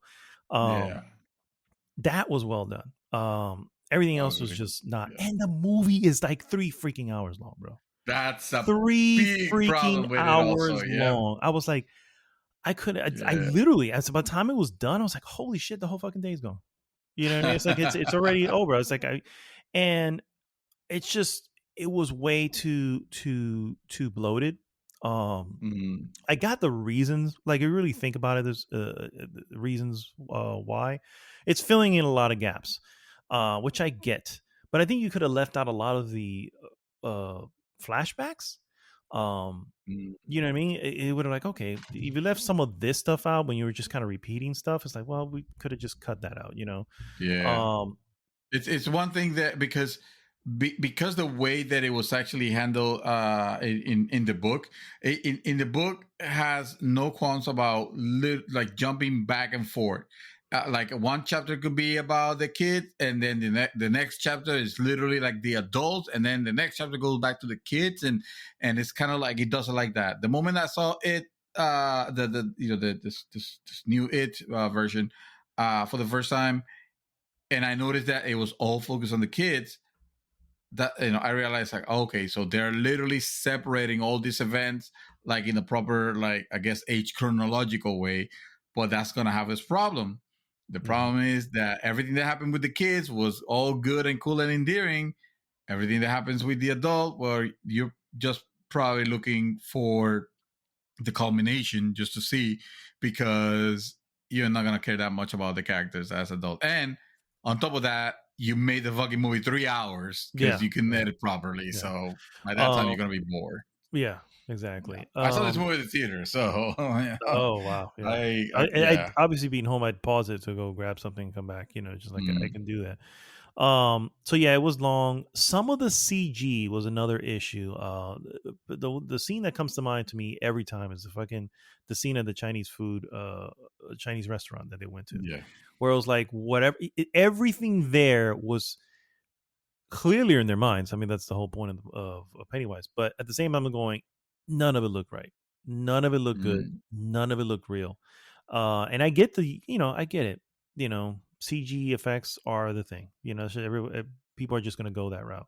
But man, if you do it wrong, it just sticks out. And the first movie really had some really cool, like there was what was the scene in the first one? Pennywise, I think he comes out of a box or maybe a fridge or something, but I his don't body's remember. all twisted and he just kind of walks and his body just kind of puts itself back into the same position. Yeah. That was obviously CG, but dude, that should look fucking amazing. A part of me Yeah, was like, man.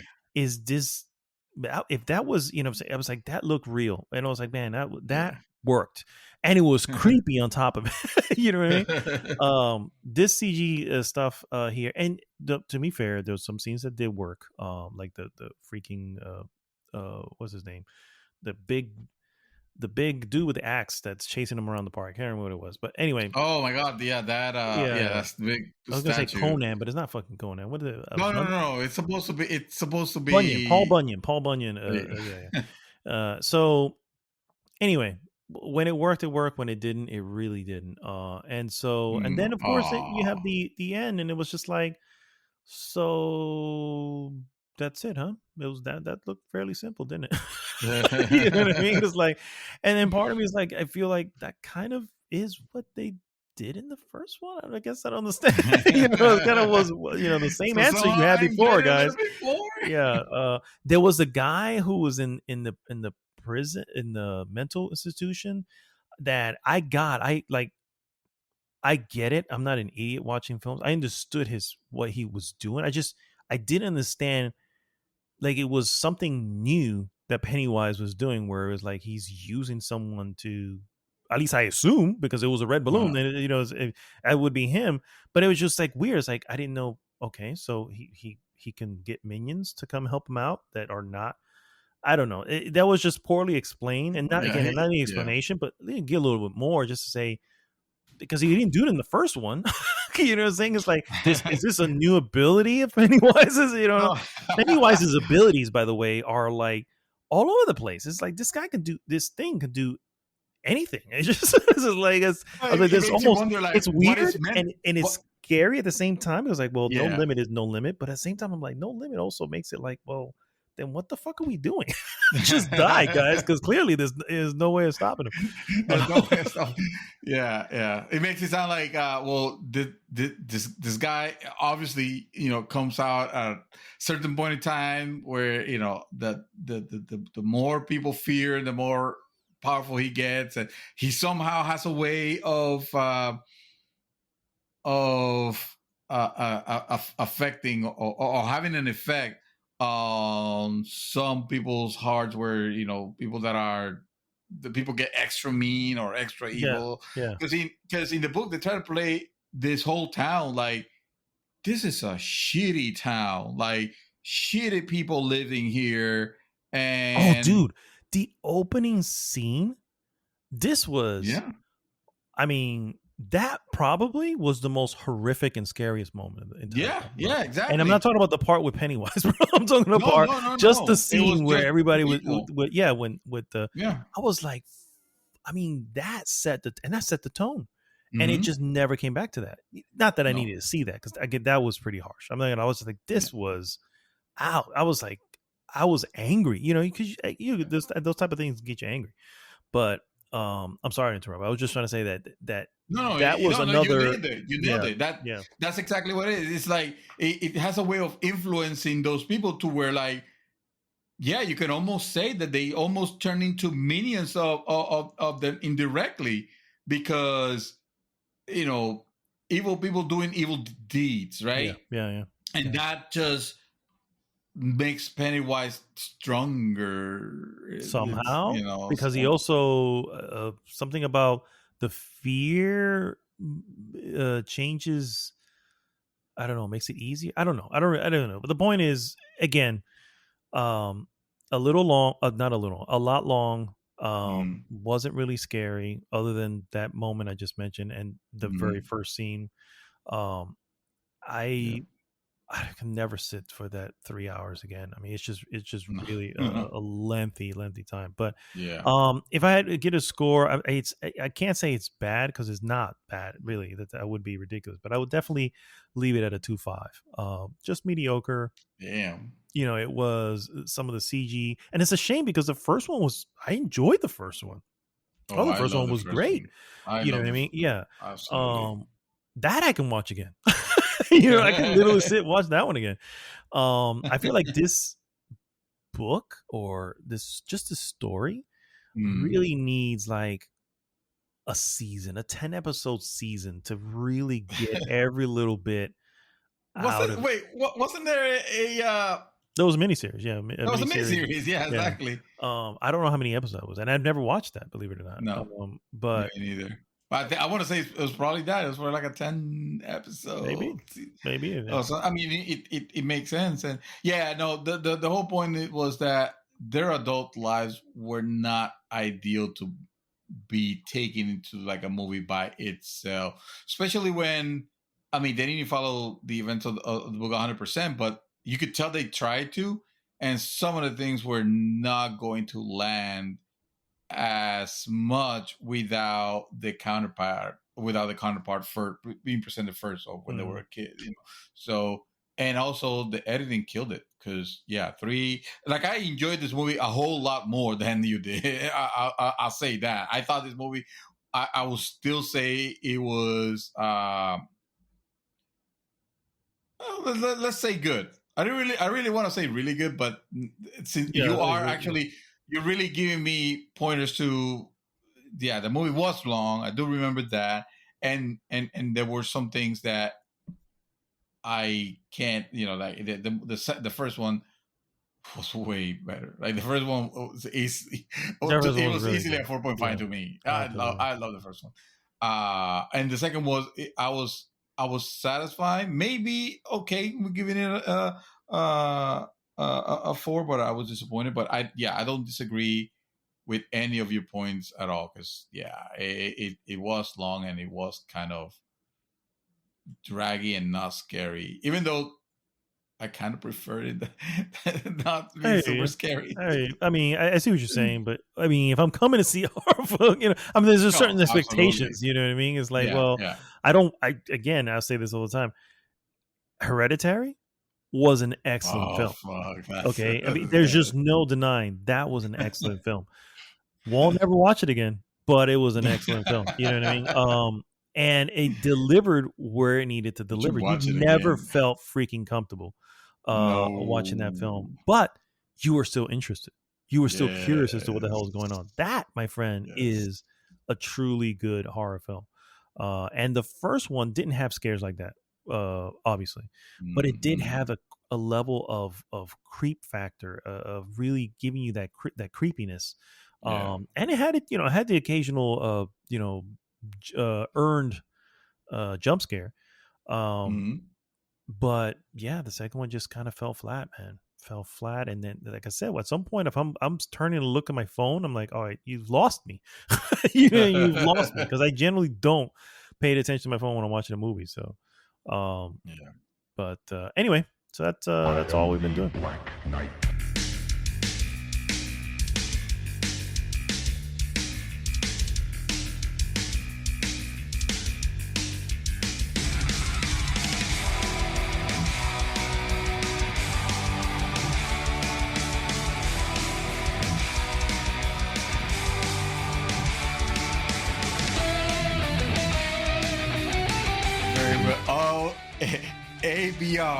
ABR, always be recording. Yes, you don't know what gems we might lose. Exactly. On the way. We're back, guys, and it is time for our trailer of the week. Oh my god! And what a trailer, sir! What a trailer indeed, sir. If first off, if anyone listening has no idea of the trailer that was released this week, that would easily be mentioned in said segment called Trailer of the Week, then literally trending number 1 on YouTube. 19 million views. 19 million views already. Jesus. Wow. That movie, of course, guys, is The Matrix Resurrections, which is set to come out on December 22nd in theaters and HBO Max. Son of a bitch. No, I think you know what? This might actually be the one where they say, let's not do that right now. Well, this one to piss off a lot of people. I honestly, it would be crazy. Honestly, it would be crazy, and I think it would be a lawsuit. Because seriously, because the ones that are fighting back against that now, sidebar on the trailer of the week here, the ones that are fighting back on that are the ones that WB had partnerships with. I don't think there's a partnership here. This is like all WB. You know what I mean? So if WB goes back on their word to say, we're going to release in the theater, and they screw these other guys, say, oh, you don't WB. There's going to be. So I think there's no option anymore. Well, isn't HBO owned by or the other way around? Yeah, it is. It's a WD. You hear me? WB product. Yeah. Yeah. So maybe just it all evens out. Anyway, that's not what we're talking about here. Get more subscriptions is what they're hoping for. But anyway, Matrix Resurrection, sir. Wow. That's all I have to say is wow. I didn't know. I wanted to watch this film, but I definitely all psyched up for being again in that world, which has always been so intriguing and fascinating, and also trying to figure out like what the fuck, like what's happening, because this trailer obviously presents a Neo that this presents a Neo that either he was captured and taken and replugged back into the Matrix, Mm-hmm.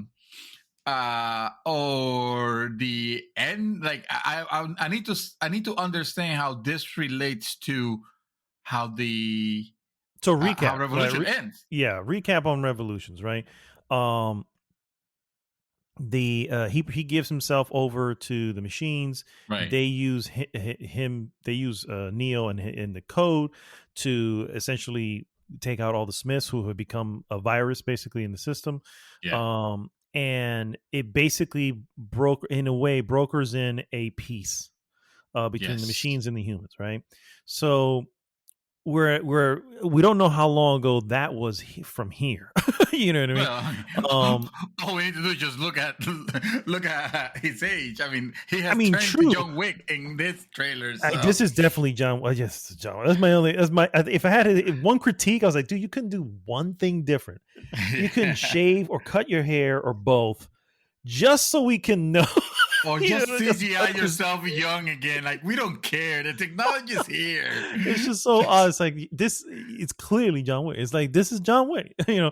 But anyway, so we don't know. Sure, you have that, but you also have those flashes where you see him. He's looking in the mirror and he's much older, and so that leads you to believe: is he, is Neo actually the same one? Because if you remember from the old films, the Matrix is much older, right? There's been a lot of rebooting of the Matrix whenever the one goes back to the source. But maybe when he goes back to the source, it's still the same one again. You know what I mean? And so you don't know that, or you don't know if he's actually much older and he's seeing himself that way because he is still the one. You know what I mean? Or it's being a different version that now that the one has given himself to the source, it kind of has memories of the things that happened. It could be, maybe. But then of course you have Trinity. And so the question mark comes in is like, okay, so Trinity's there. She doesn't remember. She's clearly older as well. You do see a quick, brief moment of what appears to be a full-grown Trinity bald with the thing in her hair, like she's in one of those pods. It happens for a quick second, but the only reason I recognize because it has a good clear shot of her face. I'm like, oh, that's Trinity. So she is also back in plugged in. Was this by choice? Did they do a cipher where I need you to plug me back in and take all my memories away? Just make me rich. I want to be wealthy. Cipher. Maybe they did something like that, and now it's starting to bleed out. There's so many theories. I've actually listened to a couple who brought in, believe it or not, the Matrix Online, because the Matrix Online had its own story going. Its own canonical story on it. That's what very big part in that. This movie's like, okay, what the fuck? Exactly. So my only issue with that is I don't know those big things, and I hope it doesn't rely too much on having, if they're using that, having all that information. But apparently, every version of the Matrix has a version of whatever. You have a Morpheus, you have a Trinity. It's not the same looking person, but the same role, if you will, and so here we go. We have another actor here who's playing what appears to, he call himself Morpheus, but he fits into the role of Morpheus. You have another what white can it be? How come Lawrence Fisher was not cast? He could have been cast, and again, like, why not? He probably still look almost the same after you do, your little bit of CGI touch and whatever. But but no, they went for a different one. Why? Because that Morpheus dies in the Matrix Online, yeah. In the Matrix Online, yeah. So it's like now it's like the pieces are kind of fitting together, and I'm like, okay. And then of course the last guy at the end that you thought was probably the Merovingian. It could be a new version of the Merovingian, or it could be a new version of what the Agent Smith would be. Again, does have to, the anomaly, basically. You know what I mean? It's just another actor that I bet he could play that part, like, and nobody would notice. Like, bring Agent Smith. Why not? Yeah, and because you're holding him for Matrix remastered. Nice remastered. I don't know, dude. I'm probably more excited than I want to be, because I feel like I don't know. I don't want to be let down, but man, I'm excited. It really what made me want to watch all the entire trilogy again. And it's just like, yes, I think I need Yeah. more Matrix in my life just right now because listening to the music and I have the Matrix comic book. I've got a Matrix philosophy book. I have so much. There was even this what do you call it? A documentary about these guys who believe that we are in the Matrix. It's like it's a weird thing. It's like, God, you guys, please seek help. But anyway, You want to know? I once read a book that talked about that literally compares the Matrix and the Bible, like almost. wow, Yes, and that was yeah. Because wow. there's so many obvious references, to the Trinity and Yeah. one and all that stuff. So it's just like, yeah, it was pointing that out so clearly. Yeah. So comes out again December 22nd, just in time. This is a like wonderful Christmas Just in gift. time. Yeah. And yeah, also coming to HBO Max, and I will definitely watch this trailer again because it's just so many little bits and pieces you can pull out from it. I was a little concerned the first time because it's like, are they just redoing it? That's what it gives the are they impression, doing the right? Force Awakens thing here? Where it's just like let's just Oh God. yeah, that's what I thought when I first saw it. And I was like, oh man, I don't know if that's what I want. I mean, it's sticking so close to the original one. You know what I mean? Mhm. So, but with a lot of details, the White Rabbit, another Morpheus, and all this. But then when I started, Almost scene by scene and yeah, something. when I started seeing the thing about about the Matrix Online and how a lot of the dots that I'm thinking have to do with one thing actually lead to that, and it's like, oh, that's even more fascinating. So okay, I can get down with that shit. So They will probably have to explain that, right? Because you something. wouldn't think. I mean, they wouldn't have expected people to have play the Matrix Online. I mean, I nobody mean, did. yeah, I mean that's what. Hello, that's why it's not there anymore. But yeah, I agree. I agree, but I do, and I think you heard it as well. I did hear it was probably really good stories in there, but who knows? Maybe Yeah, they'll release some sort of comic book, some tie-in comic book, because they always that will be. love to do Hey, that shit nowadays. they Yeah, look exactly. They can just release a bunch of. I have an idea.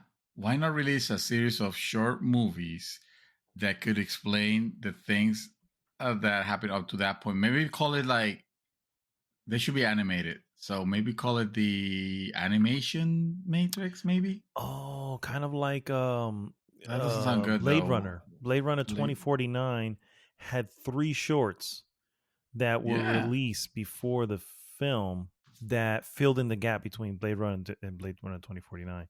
Um, something to yeah, refresh the minds and also to serve as the marketing hype and all that. yeah, What's a good name for an animation for the Matrix Matrix. shorts? Yes.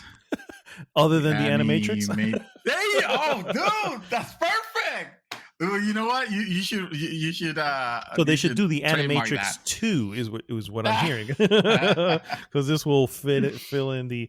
I feel like Netflix is gonna fucking scoop this. Well, no, I guess it's WB, and WB say fuck that, No, we'll do that'd that be ourselves. HBO in that Yeah. case. So who knows? Maybe they'll do it because I have more faith in HBO than I do in Netflix when it comes to that stuff.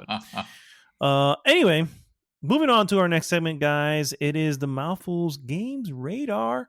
And we're at that time of year where we're spotting more than one on the radar nowadays. Out this week that I want to Mhm. quickly highlight. First off, you mentioned a little bit earlier, Life is Strange: True Colors just came out on the 9th, which was yesterday, and is getting pretty decent reviews. So Yeah. look that up. That's actually on PC, PlayStation 4, PlayStation 5, Xbox Series X, Switch, and Stadia. Actually, I take it back. Not yesterday. They came out today, September 10th. The other two I have are The Artful Escape, which was shown off in Microsoft's press conference. This is on Xbox Series X, Xbox One, and Game Pass and Steam. A little joint produced by Annapurna Interactive. Looks really, really fun. And then finally, for you, our JRPG folks out there. Tales of Arise also came out. PC, PlayStation 4, PlayStation 5, Xbox One, Xbox Series X, and also receiving very good scores. This was and receiving reviews. enough good scores to where I am actually like Considering it too, aren't you? Because I started doing the same. Yeah, I think it's like I have an appetite for a good JRPG title, and I mean, there's the fact that there is a demo on Steam for it makes me think that perhaps there could be perhaps there is a demo for consoles. I don't know, but I'm just saying it's like that would be interesting. I mean, yeah, but it is getting really really high scores around the. Yeah, evidently. Like I want to at least try the demo to see, because everybody says, "Oh yeah, the fighting is actually good," and they've really. I think they've taken, because I mean this Tales series. There's a bunch of them, but I think they really stopped and really worked on this one to say, "All right, let's bring this to what what the level of today's games are," and it looks very good. It looks very good. It's really good. So those are the games that have popped up on our radar that came out this week. So if you sound interesting to any of them, go check them out. So let's go ahead and move on into our useless news, and we'll obviously leave all things showcase related for the hot topic. Yeah. However, there was something Sony related that happened this week, and that was that Sony acquired the UK developer Firesprite, making it the third studio acquisition from Sony this year alone. As noted in the PlayStation blog, Firesprite has worked closely with Sony, creating several titles together. Most notably, the developer helped to create The Playroom and The Playroom VR. Firesprite is also a developer behind The Persistence, a horror shooter originally released on PlayStation 4 as a PSVR title, before becoming a non-VR version on all the consoles and PC 2 years later. So yeah, that's an interesting acquisition there, for which makes sense, obviously, because they obviously want to double down on the PlayStation VR, which we already know that they're moving to PSVR 2. So makes sense. This is a very sensible and smart acquisition. Yeah. If just like I say, if they're planning on moving to VR2, already, and they have this house that already had the experience with the hardware, like it makes perfect sense. Yeah. Sony has been making the moves lately. So I got happy news. Oh, this makes me so happy. Fanboys are gonna hate me for this one. Epic versus Epic v Apple. Remember that fight? Remember that fight, that pay-per-view? Remember that pay-per-view? Yeah, Epic versus Apple. Judge rules Apple must allow developers to direct app users to outside payment options. This is a horrible title, IGN.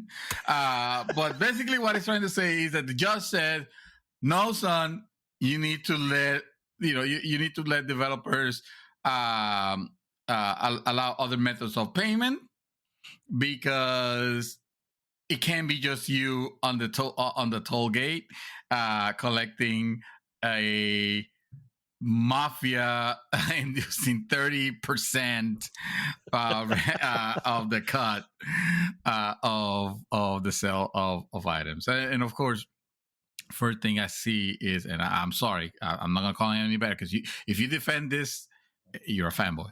So it's already fanboys up in arms, like defending Apple. Yes. Defending a multi-billion-dollar company from making a few more $1 million. I mean, I know, or shocking. I'm like, why would you defend? They can care less about you, but you want to defend them. Then again, is the fact that this is this is the 2016 elections all over again. Right? You got Epic Games, another multi-millionaire company, who is trying to use the players to make a revolution, and fight the tyranny of Apple, like almost literally to that point.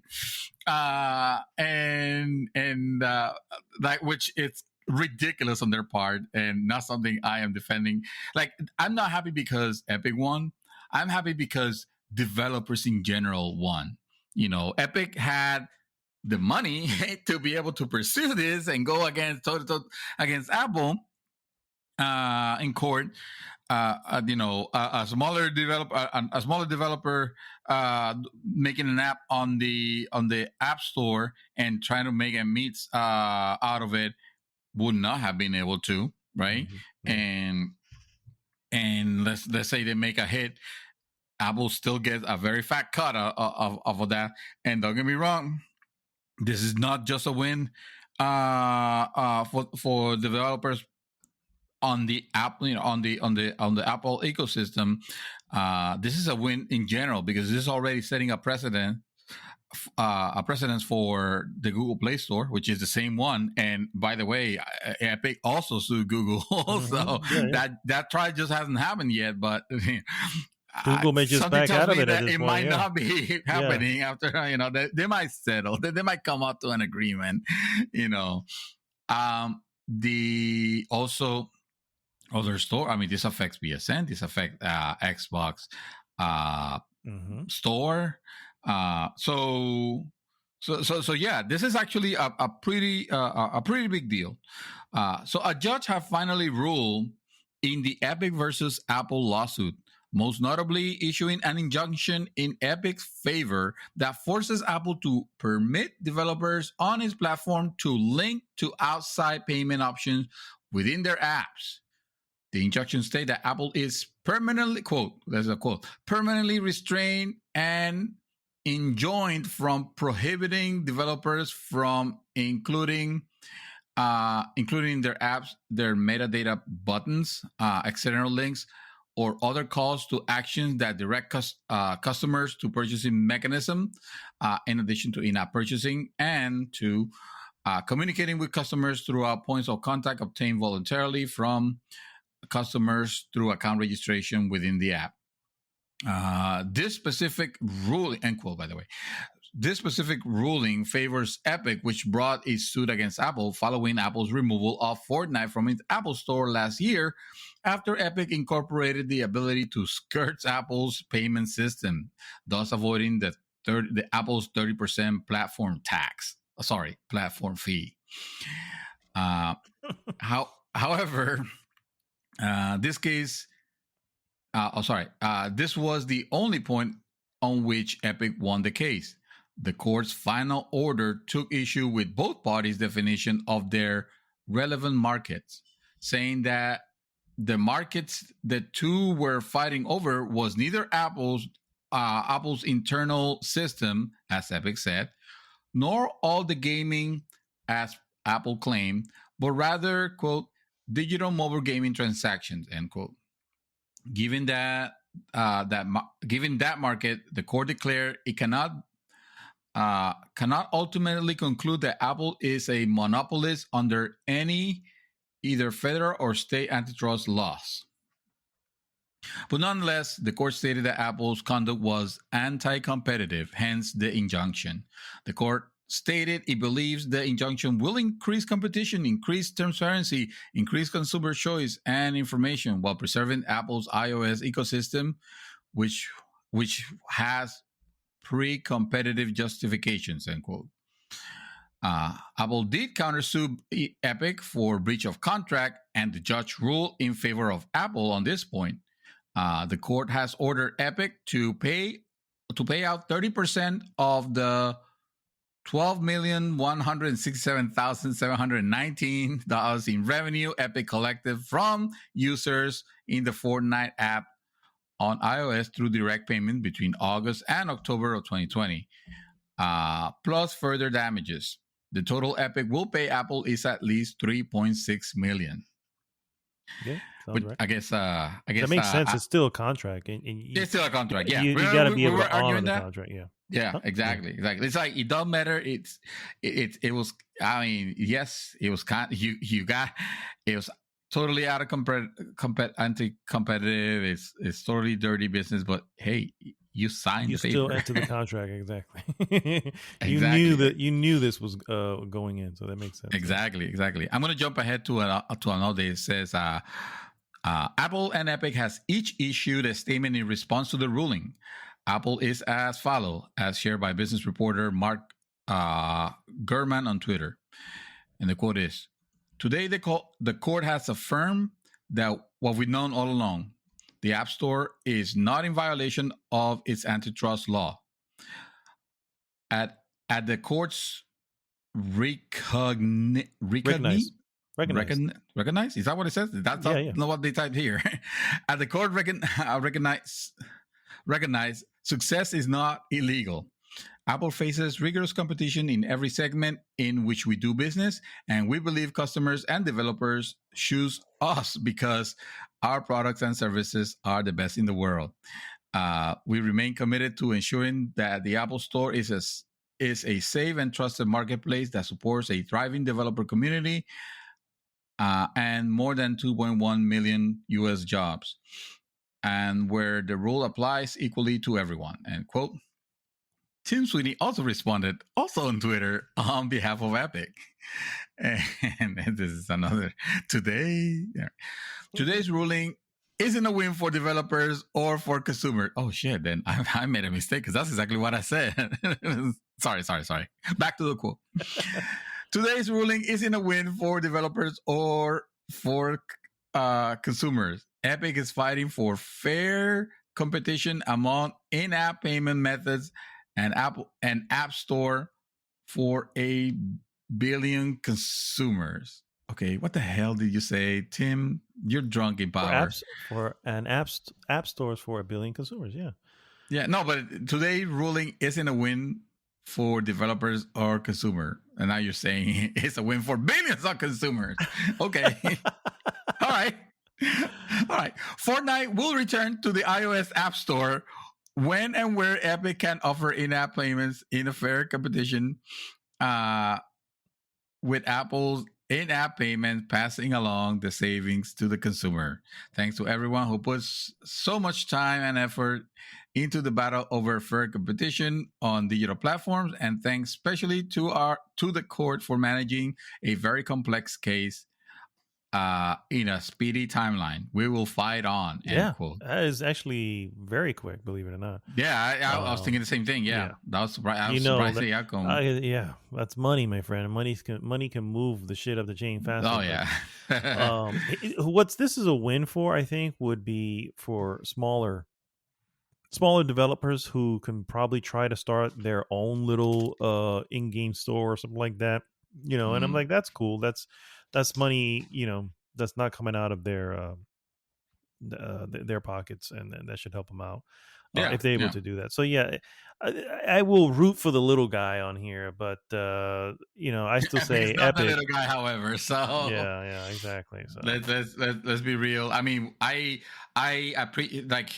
it's the lesser of two evils. I will side with Epic on this one. Like, why not? I'm not a fan of Fortnite, but it has grew gaming, and I brought new players. I think their store, even though it has some practices that a lot of, especially on the PC scene, a lot of people does not appreciate, because it introduces the factor of exclusivity, where that didn't used to be a thing on PC, and I might argue it isn't, because nothing is preventing you from downloading the fucking Epic's app to play a game that you want to play right now.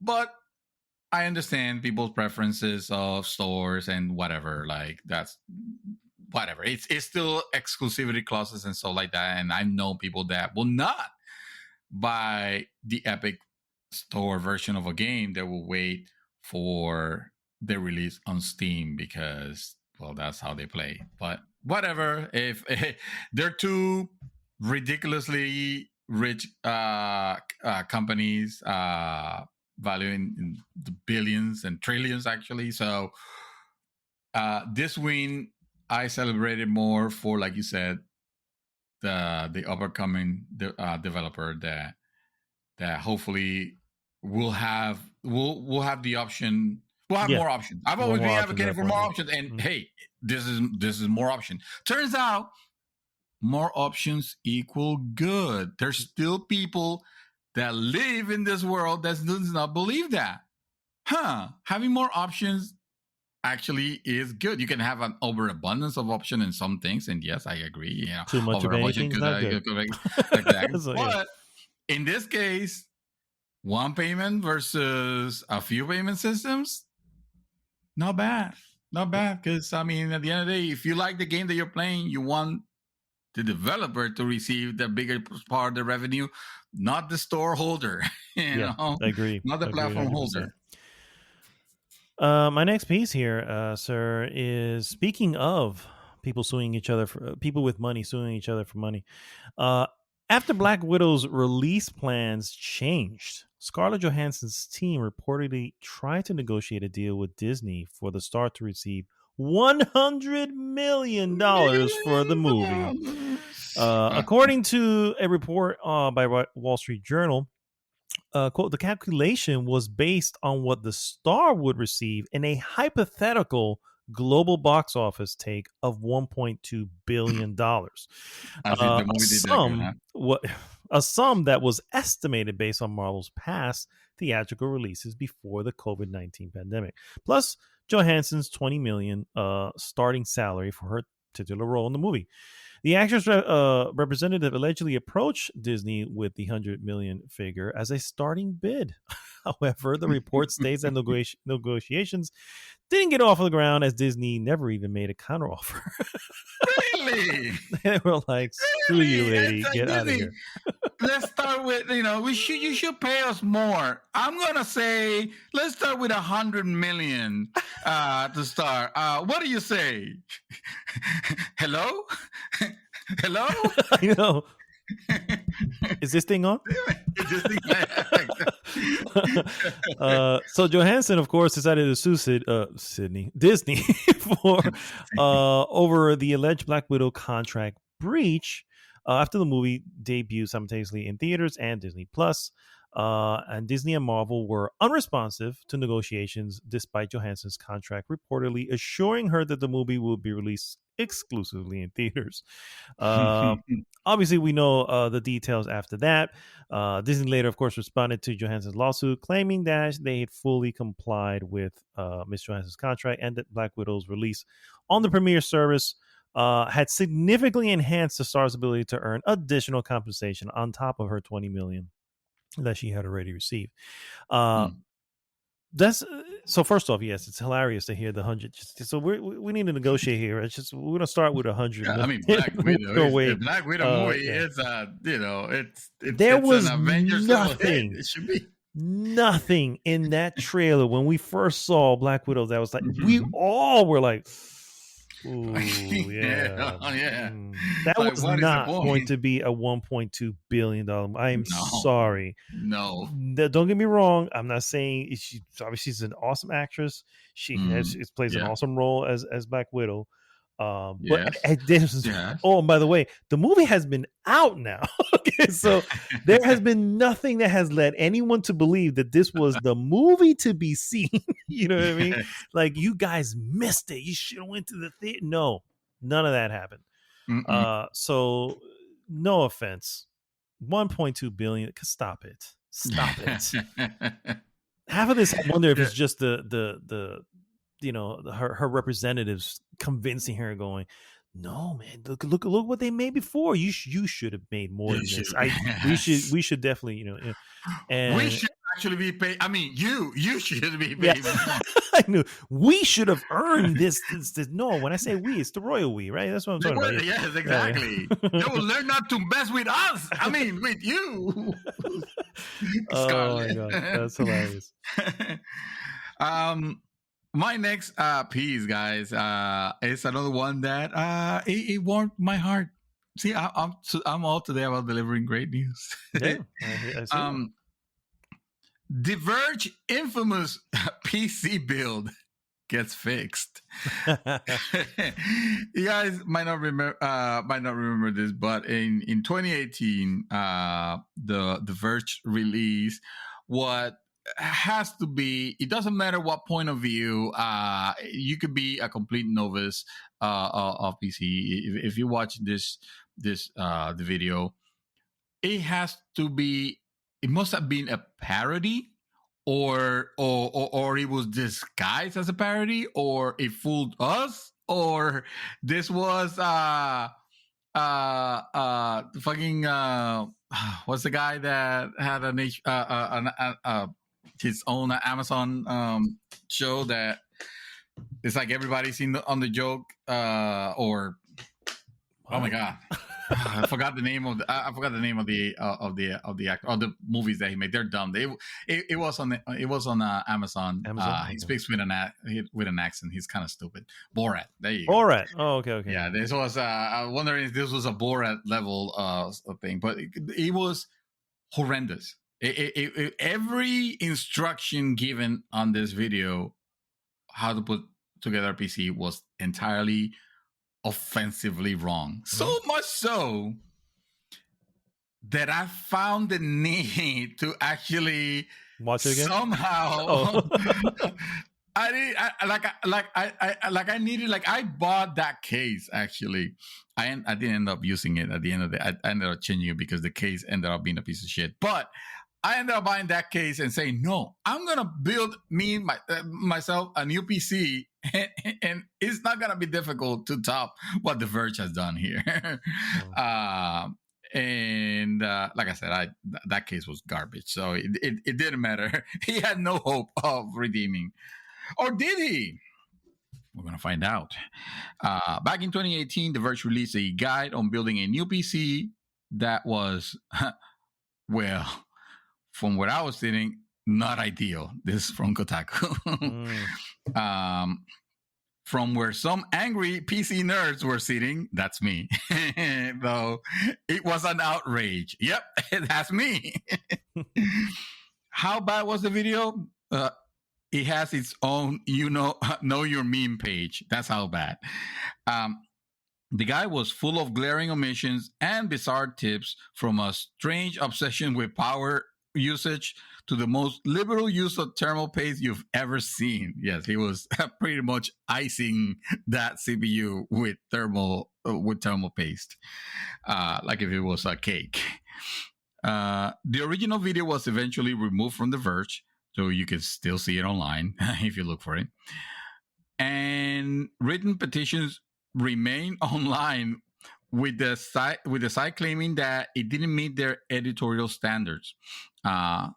Things took a turn for the worse when false initial bemusement with the guide quickly morphed into outright harassment from others, with author Stefan Etienne. I'm gonna go with Etienne because it sounds. Yeah. Which I take aside to say, not fucking cool, you idiots. You fucking idiots. Every time you want to make a point and you decide to make a point by harassing people, you have lost your fucking point. You fucking idiot. Mm-hmm. Get off the internet. Anyway, receiving tons of racial abuse, and The Verge issuing takedown notices on a couple of videos critical to the situation. But anyway, that was 2018. That the good news actually is that redemption. This is a redemption arc tale that comes from in the form of a Linus Tech Tips video, where the host gets Etienne to fix his old build, going through the same basic overall process as the original, making some changes or just adding some extra information as stops along the way. Etienne, and I apologize one last time for mispronouncing the name. He's a great sport, though, And interestingly claims that the Verge editorial basically threw him under the bus with the video section of the guide. The pair go through, Linus and him, go through the original guide point by point, not just explaining how they would have improved things in 2021, but also allowing Etienne to break down just what was going on during the video creation of the video as well. This video has quite a few tight ropes to walk. While the original guy had his problems, the scale and tone of the reaction to it quickly got out of control, and so revisiting the whole thing could have been a disaster. Getting the original creator on there and Linus being such a nice guy throughout, thankfully, means that this is actually just a really cool and occasionally revealing way to spend half an hour. So, and that was the reporting. Now it's me talking. I watched the video. I was actually kind of surprised that he shows up. He had one of these things on the original video was that he kept calling zip ties. You know what zip ties are? Mm-hmm. He kept calling them tweezers for some reason. Like that was the least. That was the most innocent one. But he kept calling them tweezers for some reason. Anyway, the thing is, Linus starts introducing a video, a build video guide, and I'm thinking like, oh shit, he's gonna take a stab at Stefan this late, like 2 years. Like, come on, Linus, and suddenly, Stefan shows up on the side of the screen, from the side of the screen, being like, "It's dangerous to go along. Take this," and he hands him a zip tie. A zip tie? Yes. Wow. Does he call it a tweezer? Like, okay, no, he didn't call it a tweezer. He just said, "Take this," and like we all knew, the joke. But the video itself, I'm not like lately. I have not been the biggest fan of Line Detective videos because they have gone a little bit too. I don't know how to describe it. I don't want to sound bad, but it's just they've gone a little bit, try to focus more on the mainstream, so it means that less tech, more quirkiness and stupidity, and trying to show to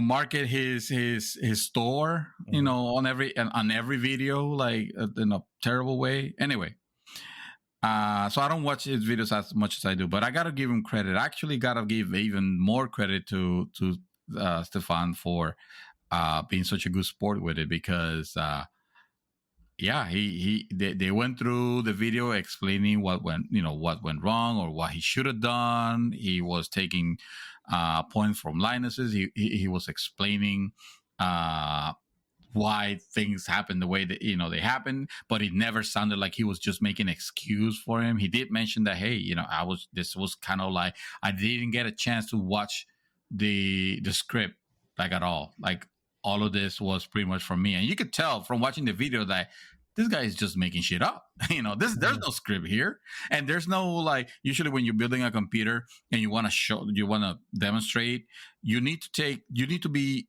very specific with the camera angles, because you need to show the audience what is it that you're fucking doing inside your hand. You can't just show your hands inside a PC, because then nobody will see what it is that you're doing. Yeah. Mm-hmm. And you can see a lot of that in this.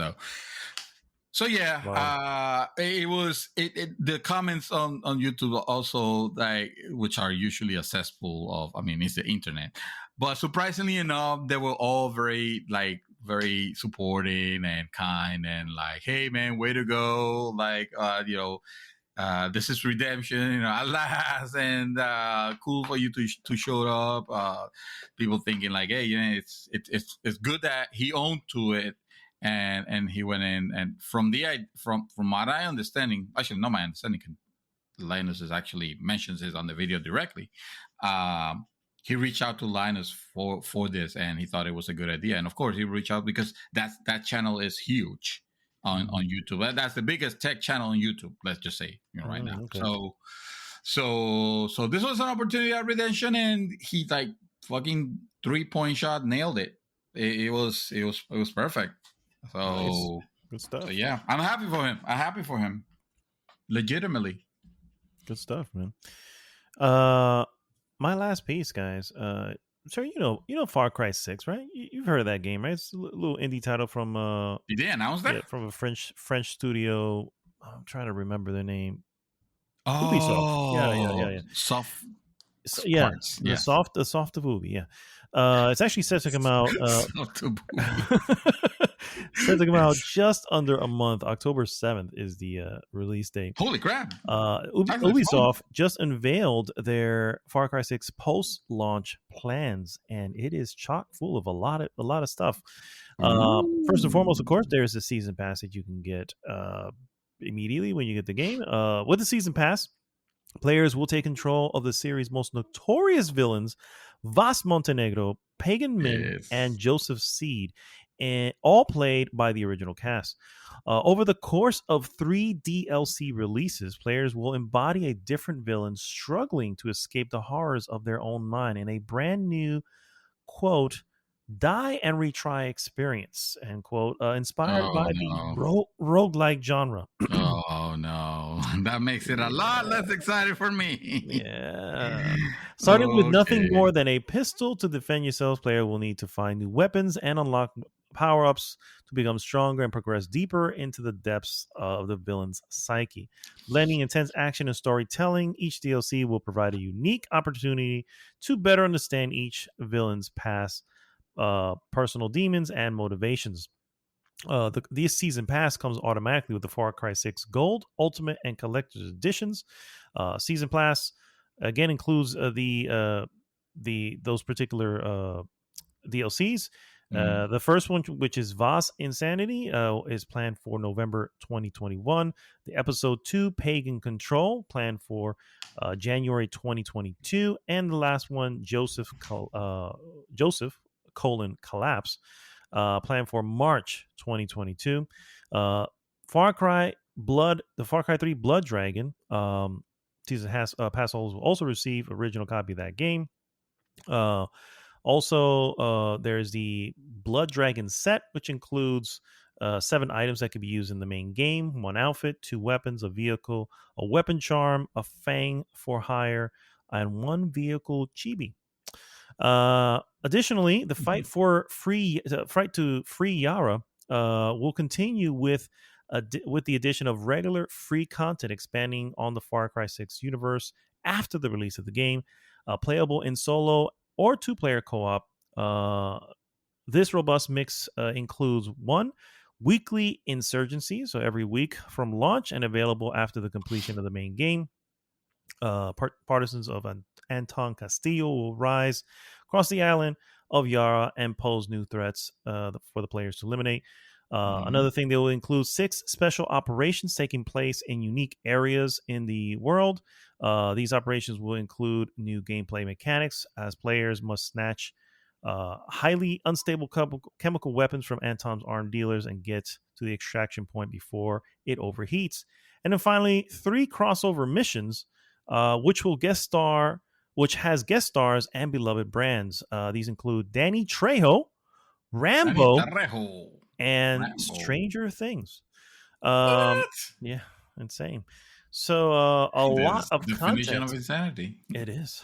The last portion of that was free. Really, the season pass is what gets you a lot of the other items there. But I don't know, sir. I feel, first of all, I'm still excited for the game itself, and this will be the first proper Far Cry game that I ever play. I only played Blood Dragon. And it's something about it just really, I don't know, just really caught my attention, and it just looks like a lot of fun. And I don't know, the other ones really never got me this way. So I'm really looking forward to it. And I don't know if I'm going to be doing any of the seasons back. What those episodes sound like, they sound like Returnal. like it's a different episode of Yeah. Returnal for each one, and I'm just like, Yeah, almost. I Yeah. don't know That if that that's what I want. hearing that it makes me less excited for it, but not less excited about the overall title. Of course, I do want to play this, and because even Far Cry 5, with its problems, I still enjoyed it. You know, I still enjoyed what I played quite a bit. I don't know, those Ubisoft games, they just have enough. To me, they just have enough. You know, they're never like, I'll be honest with you. Even with the cool factor and everything that shows here, like, I don't expect this game to be stellar. I'll be happy if I'm proven wrong and this game ends up being amazing. But Yeah, if it the just ends likelihood up is not, feeling good, I'll be happy. I'll be okay. You know. Good stuff. My last piece, actually, if I can load it up here on time. Okay, here we go. And this is actually because we are leaving the good stuff for the hot topic of the week. So we haven't forgot about the big announcements, guys. It's just I want to talk about those later on. But right now, you guys know that Diablo 2 Resurrected is coming soon. Diablo 2 Resurrected can't have ultra-wide screen support because it breaks the original game. And that's a shame because it was tested. You know, that beta went out and it was playable ultra widescreen. Ultra widescreen being 21:9. You know, not your standard 16:9. Obviously, that's what the game is intended to. It's probably going to be intended to run. Hopefully.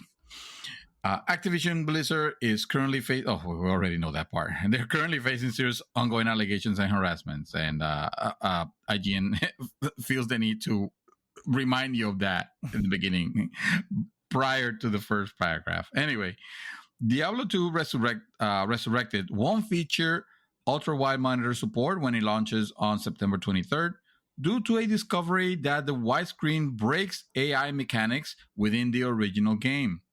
Following the technical beta of Diablo 2 Resurrected, developer Vicarious Visions and Blizzard Entertainment took to updating fans on a number of in-game features that the team has revisited, as well as briefing players on the changes that have been made on to console lobbies, and offering more insight into the removal of the TCP IP support, which was dropped back in August. TCP IP support, by the way, it's when you are allowed to search for other people's hosting the game, like on their server, like instead of connecting to a central server, you're connected to someone else's, you know, Xbox or PlayStation or whatever, right? Mm-hmm. They're hosting the game, so that was actually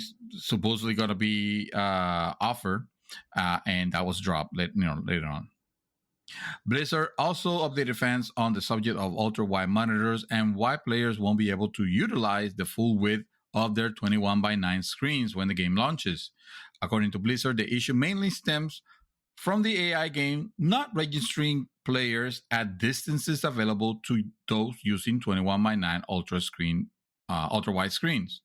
The update post expands on the issue caused by the ultra-wide screens in the game. And the quote says, ultra-wide monitor support being modified was a subject we heavily discussed across our channel following the beta. In the technical alpha, players with ultra-wide hardware saw their full 21:9 screens utilized during the test. However, during that test, we identified limitations affecting those players and others. For example, the AI failed to sense the player and trigger attacks. Furthermore, players with 21:9 monitors were able to pull many more monsters into battle at range, at a range limit beyond the original game's intention.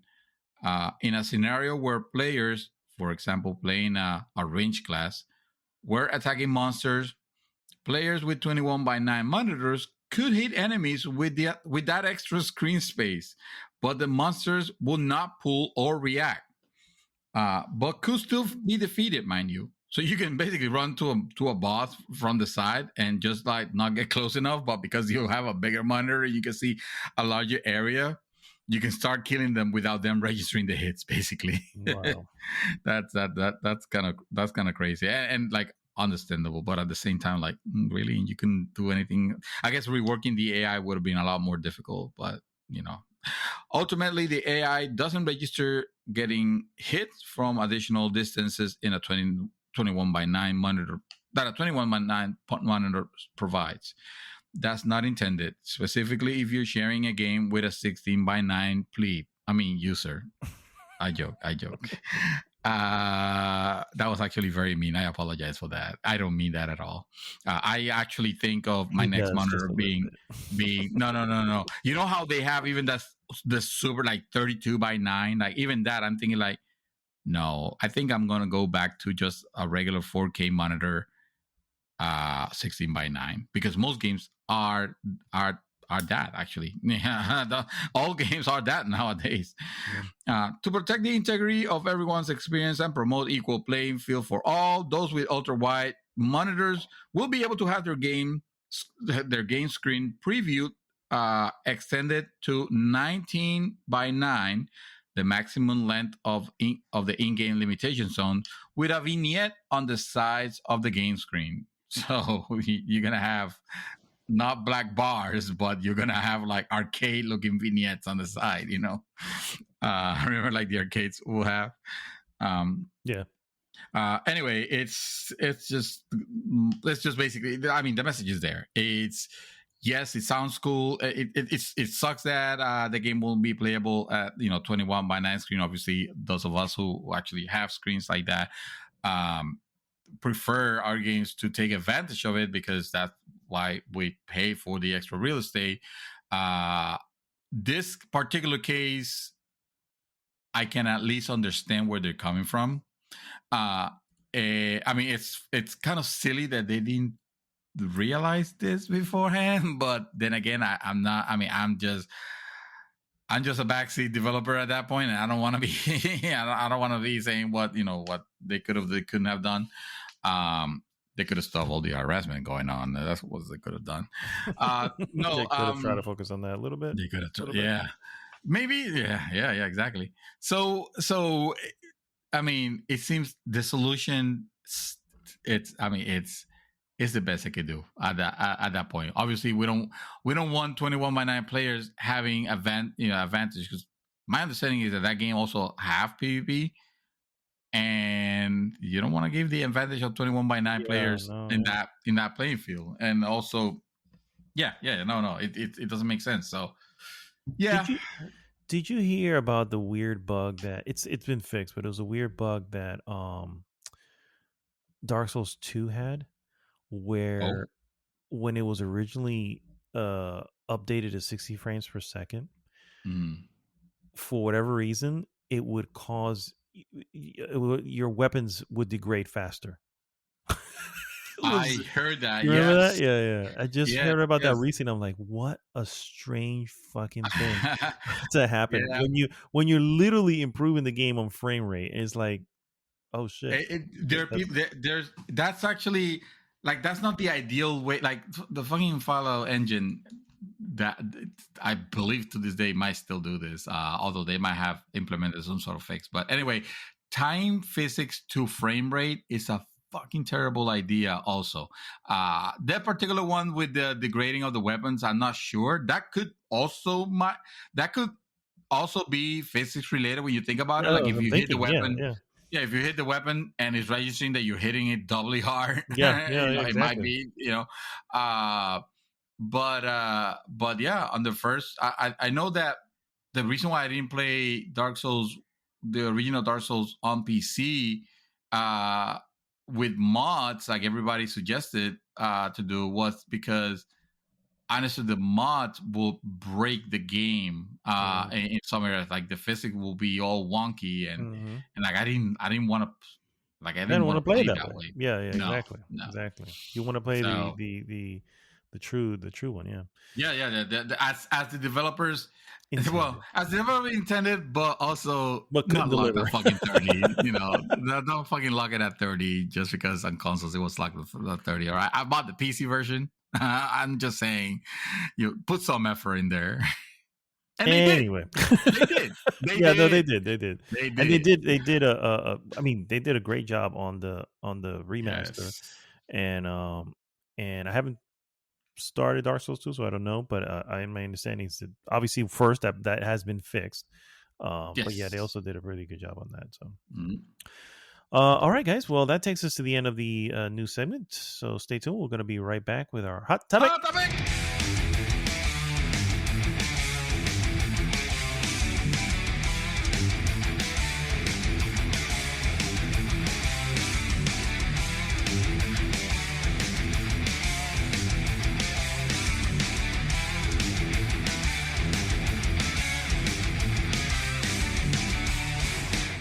That's your method. That's your plan. Okay, well, it works.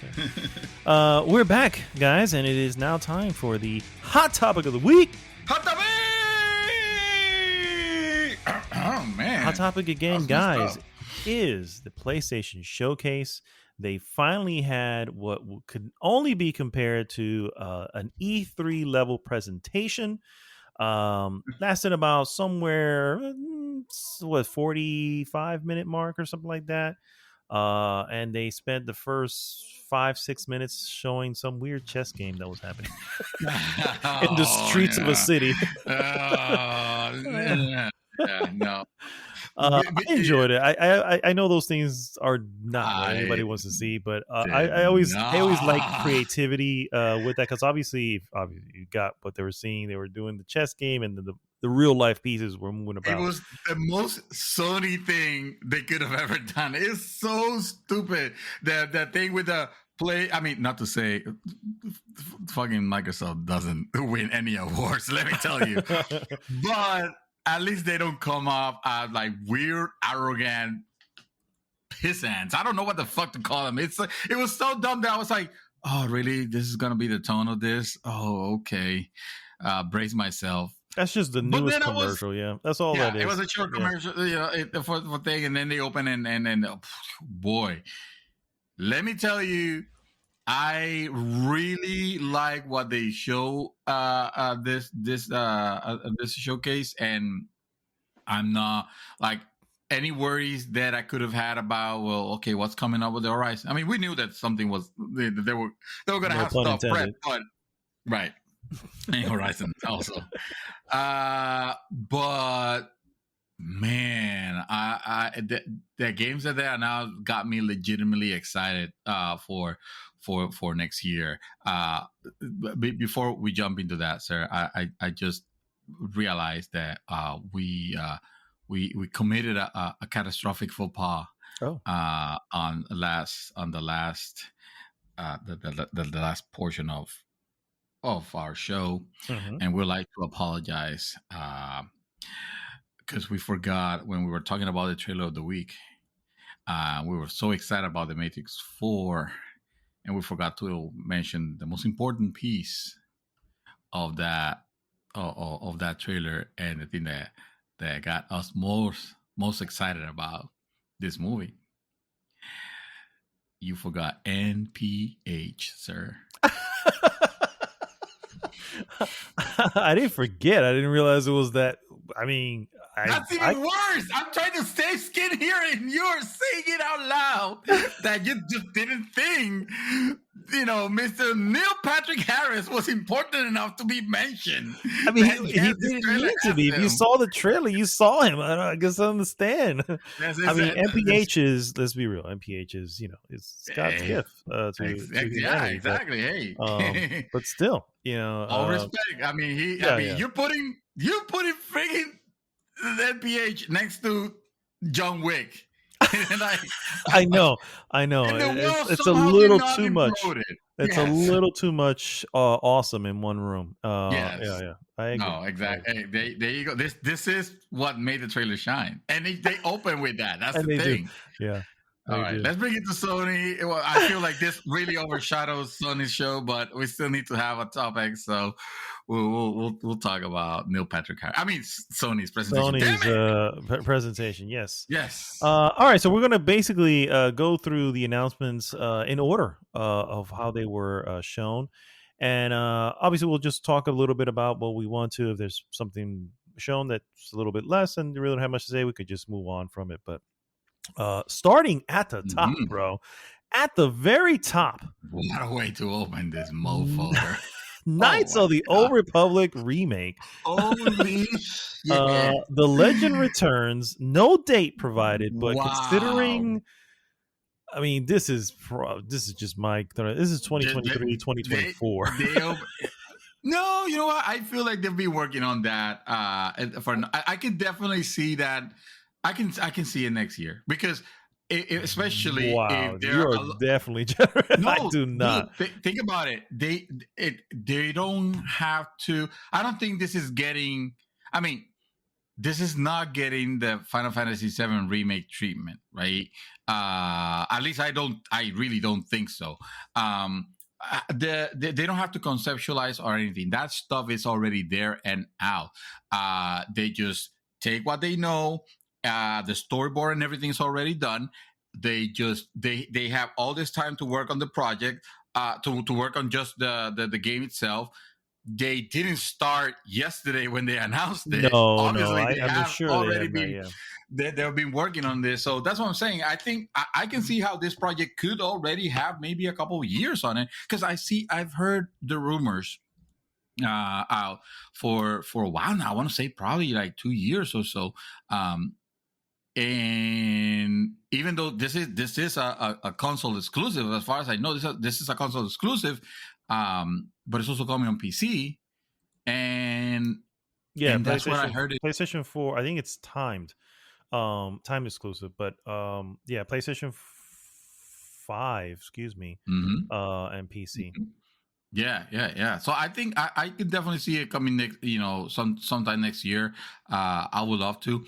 I feel bad because I thought you're never gonna play this game, so because you're never gonna play an old game on PC. So I'm just gonna spoil the shit out of it like I did to you, and now I feel like I just robbed you of one of the most incredible. It's okay, awesome sir. games. It's okay. One, I Okay. don't recall said spoilers, so Oh, okay, it'll good, probably, good. as I'm playing, it may start filling in. Unless Like, it's I Fontaine. think Damn it, I said it again. yeah. But yeah, no, I'm actually very excited. I still don't. I'm not. I don't hold hopes for 2022, but I am still excited for it. It does. I mean, 2022 could it's be December everybody 22. spoke so highly of this game who has played it. This was And BioWare when BioWare was good. This is yeah, massive. This would have been. This is Mass Effect was meant to be the sequel to the second one of this, and then either they lose the Star Wars thing or something else happened, but they couldn't do the Star Wars game anymore, so they just made it into Mass Effect. But we all enjoyed Mass Effect, and if they're remaking this one, I'm thinking, oh, they're just not gonna take the same gate and pretty it up. Like they're definitely gonna make some work, or they fucking well, better. they listed as a remake. So when you do that, Mhm. you know, in You're setting today's some day and age expectations. with Yes. real remakes, it's like yeah, Yes. if you come anything short of that, then you've already screwed the pooch. Yes. But yeah, it's obviously it's on the list of so many fans, of RPGs, Star Wars, Mhm. everything as being one of the best. It was, of course, locked away in certain. You can only play in certain spots, but it's cool that Sony has secured this. Aspire Media is the group that's doing it, Mhm. and it's cool that they've this is coming, and it's coming to a console for at least for a certain period of time. And Mhm. yeah, man, It's a yeah, solid. that's This is definitely a it's solid title and one to be excited about. I Like mean, out the if it gate to gets drop proper. that joint there. And you're right, they were mentioning there were rumors of that for a while, but Mhm. um, yeah, man, that was a hell of a way to start the show. Yeah. So yeah, first off, Knights of the Old Republic remake. The next game they showed is a game that's all you, bro. I knew this as I was watching this. Like, this is such a See why. Santos game. That is. A little title called Project Eve, which is Yes. an action adventure game. Takes place not too distant future on a ruined Earth against unknown enemies. Accompany the powerful heroine Eve. Join forces and whatever. There's no date provided. This is actually so first off, This is a topic, so you need to talk everything. So whatever you have there.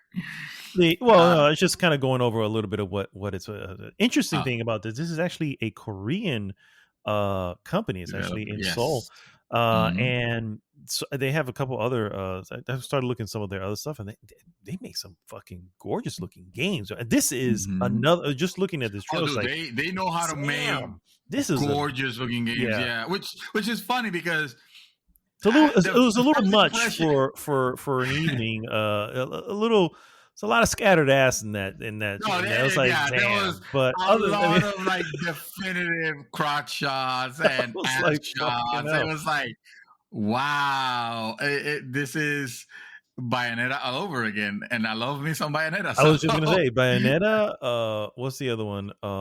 Nier Automata. I got a lot of little bits out of it. Wait! Oh no! You just ruined me. I didn't- I didn't realize this. Am I? I am a weeble, bro. Oh no! Sir, first off, be Oh, proud of who you no. are. Don't No, worry about that. I don't want to be a weeble. I mean, I'd rather be a weeble than a furry, but I don't want to be a weeble. If there was only two choices in the No. world. So this is what I like. Well, you This is obviously what I you like, I I feel immediately bro. you immediately I like feel action, dirty. very platinum action game. This felt very I feel platinum to me. women in I like actions where with Women are in power. Women that are in power. Yes, that's what I like. That's Wink, that's wink. the spin, yeah. Also, titty ass.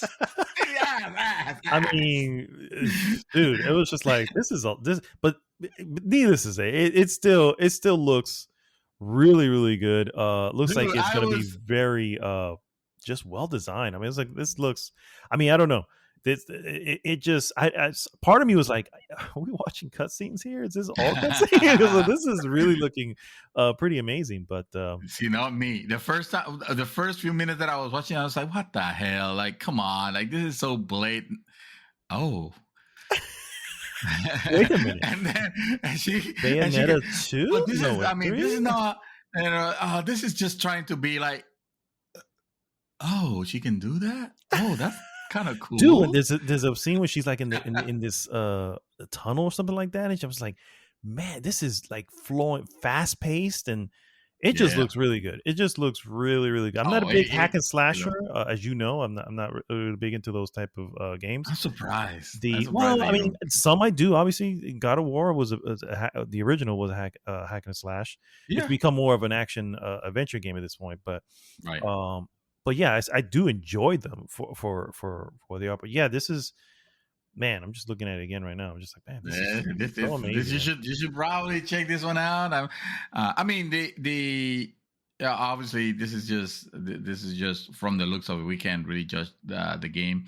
Yeah, we'll never know. At the yeah. beginning, it was kind of, I was feeling like, oh man, this looks kind of like generic. It looks like assets from Unity assets from futuristic things, but it was probably the first 20 seconds, because the more they continue showing, the better it It got. yeah.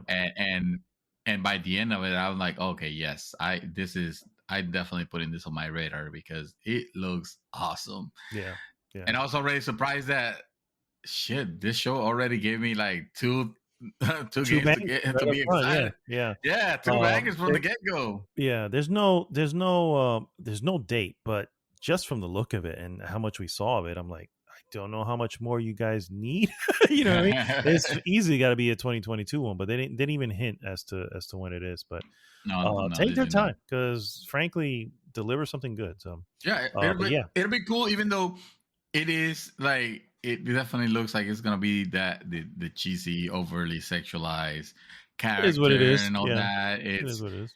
it is what it is. Yeah, and I Yeah. guess that's what I like. Evidently. Fuck, man, Uh, I am so disappointed in myself. don't be, sir. Realizing Don't be. You shouldn't it be. can't be just about that. I'm And playing yet, Dark Souls. I know. I know, right? The next thing they showed was Bayonetta. Tiny Tina's Wonderlands, which is coming out March Yes. 25th. Pre-orders are actually open right now, but don't pre-order because you shouldn't pre-order anything from Gearbox. But anyway, obviously embark on an epic adventure full of whimsy, wonder, and high-powered weaponry. Uh, bullets, magic, and broadswords collide across this chaotic fantasy world brought to life by the unpredictable Tiny Tina of Borderlands fame. Sorry, this might as well just be Borderlands. It's just first off, it looks really, really good. The animations, everything This it might looks as like well a be it. really well done game. Yeah. But I have no interest in it because I started playing some of the first Borderlands. I think You are maybe a it was Borderlands 2. fool. No, I think it was Borderlands 2. I don't know. I just couldn't get into it, sir. But how are you feeling about this It's one? not. It's dude. I. First of all, Gearbox, you can suck my stamp collection. Wow. However, that said, I do enjoy when your Borderland games, and the first one, it was good for what it was, but I'm not gonna give it much credit. Second one was good. I really like Borderlands 2. Third one was good also. I really like Borderlands 3. I am excited. Therefore, ergo, I am excited about Tiny Tina's Wonderlands Wonderlands. because it seems like crazy and stupid, and Bot Stallion is in there, which was a joke from freaking Borderlands 2, and now it's actually there. The rainbow horse or unicorn or whatever the hell. I do enjoy the humor, even though it's cheap humor. It's not like at that point I'm turning off my brain and just enjoying the fun, the shooting, the shooty funness, because shooting is fun on those games, regardless of whatever else wants to convince you of otherwise. So I am extremely excited, and I won't pre-order also because why should I? But knowing if it's the caliber of Borderlands 3, then I have no reason to believe it's gonna be anything but awesome. Except that it's still fucking Gearbox, so it could go either way. And Tiny Tina is an obnoxious character. Yeah, I was I gonna will say give you that's that. very Harley Quinn. I'm just saying. It Yeah, was like yeah, she's yes. that level of just stop She's talking that to me. level of annoying. So that's the part where. But if there was a character where they could actually make something crazy like this, it fits her perfectly. Okay. Because she's like, even in the trailer, it's like, why guns in a medieval setting? Because shut the fuck up, that's why, or something like that. Yeah. She's like completely dismisses the fact that, hey, yeah, that's right, how come they're guns? But fuck it, the guns even look cool, and they look like it fit somehow. And Yeah, she's I don't know, sprinkling little pixie dust onto one, so I guess that could do yeah, something to exactly. it. Yeah. Fantasy guns, bro. So fantasy guns. I don't know. I'm very excited about this one. I definitely Okay. on my list. March Definitely. 25th is the official release date, so Okay. look forward Day to one and pre-order, and there you go. Oh. Okay.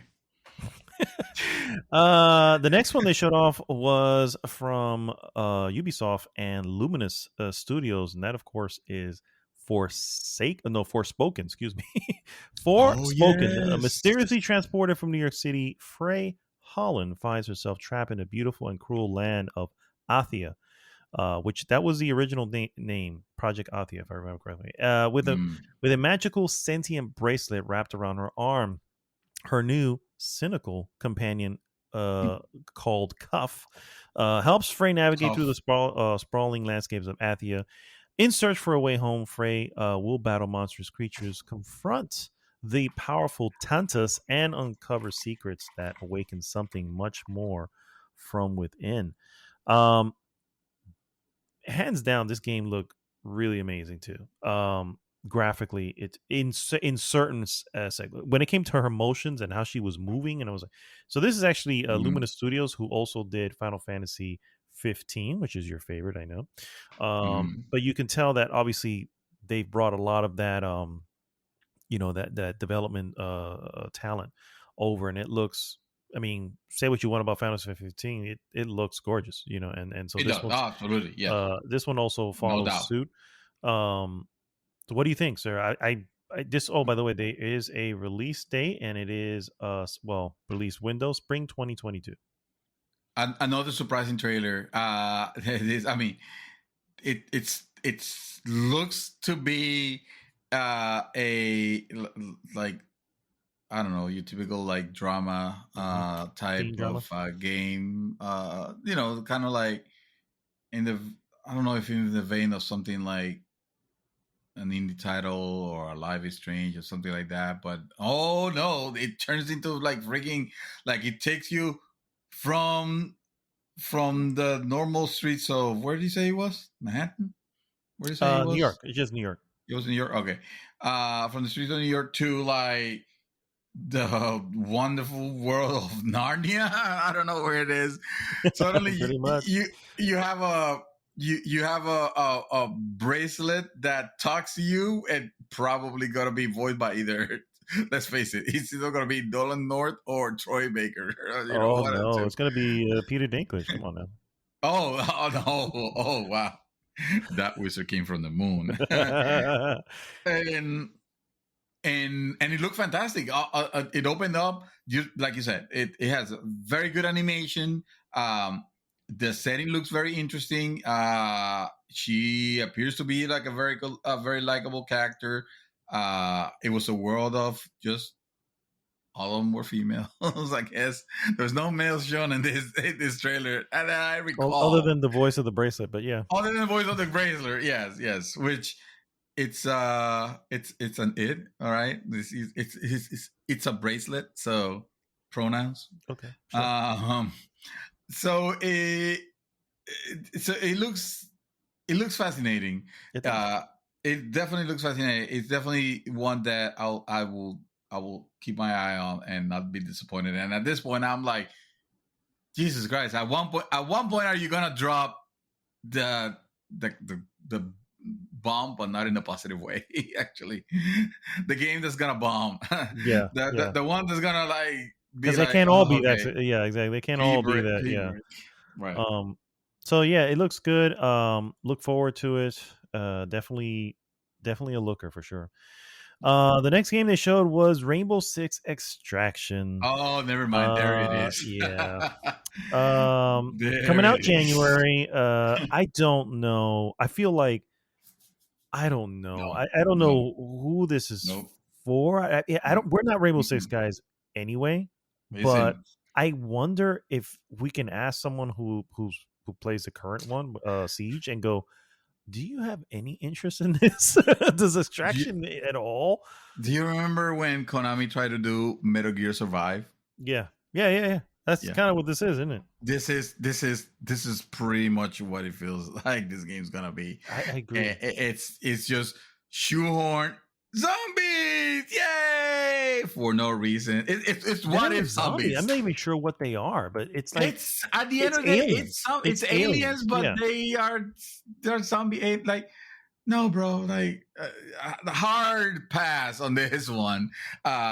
You're not gonna take Rainbow Six and put the Tom Clancy name on it. Tom Clancy must be like, what the fuck? I What don't the hell write is this this shit? crap. Like, what the hell are you doing with my name? Like, Yeah, shit, I it's told you to be pretty. careful. Yeah, it's.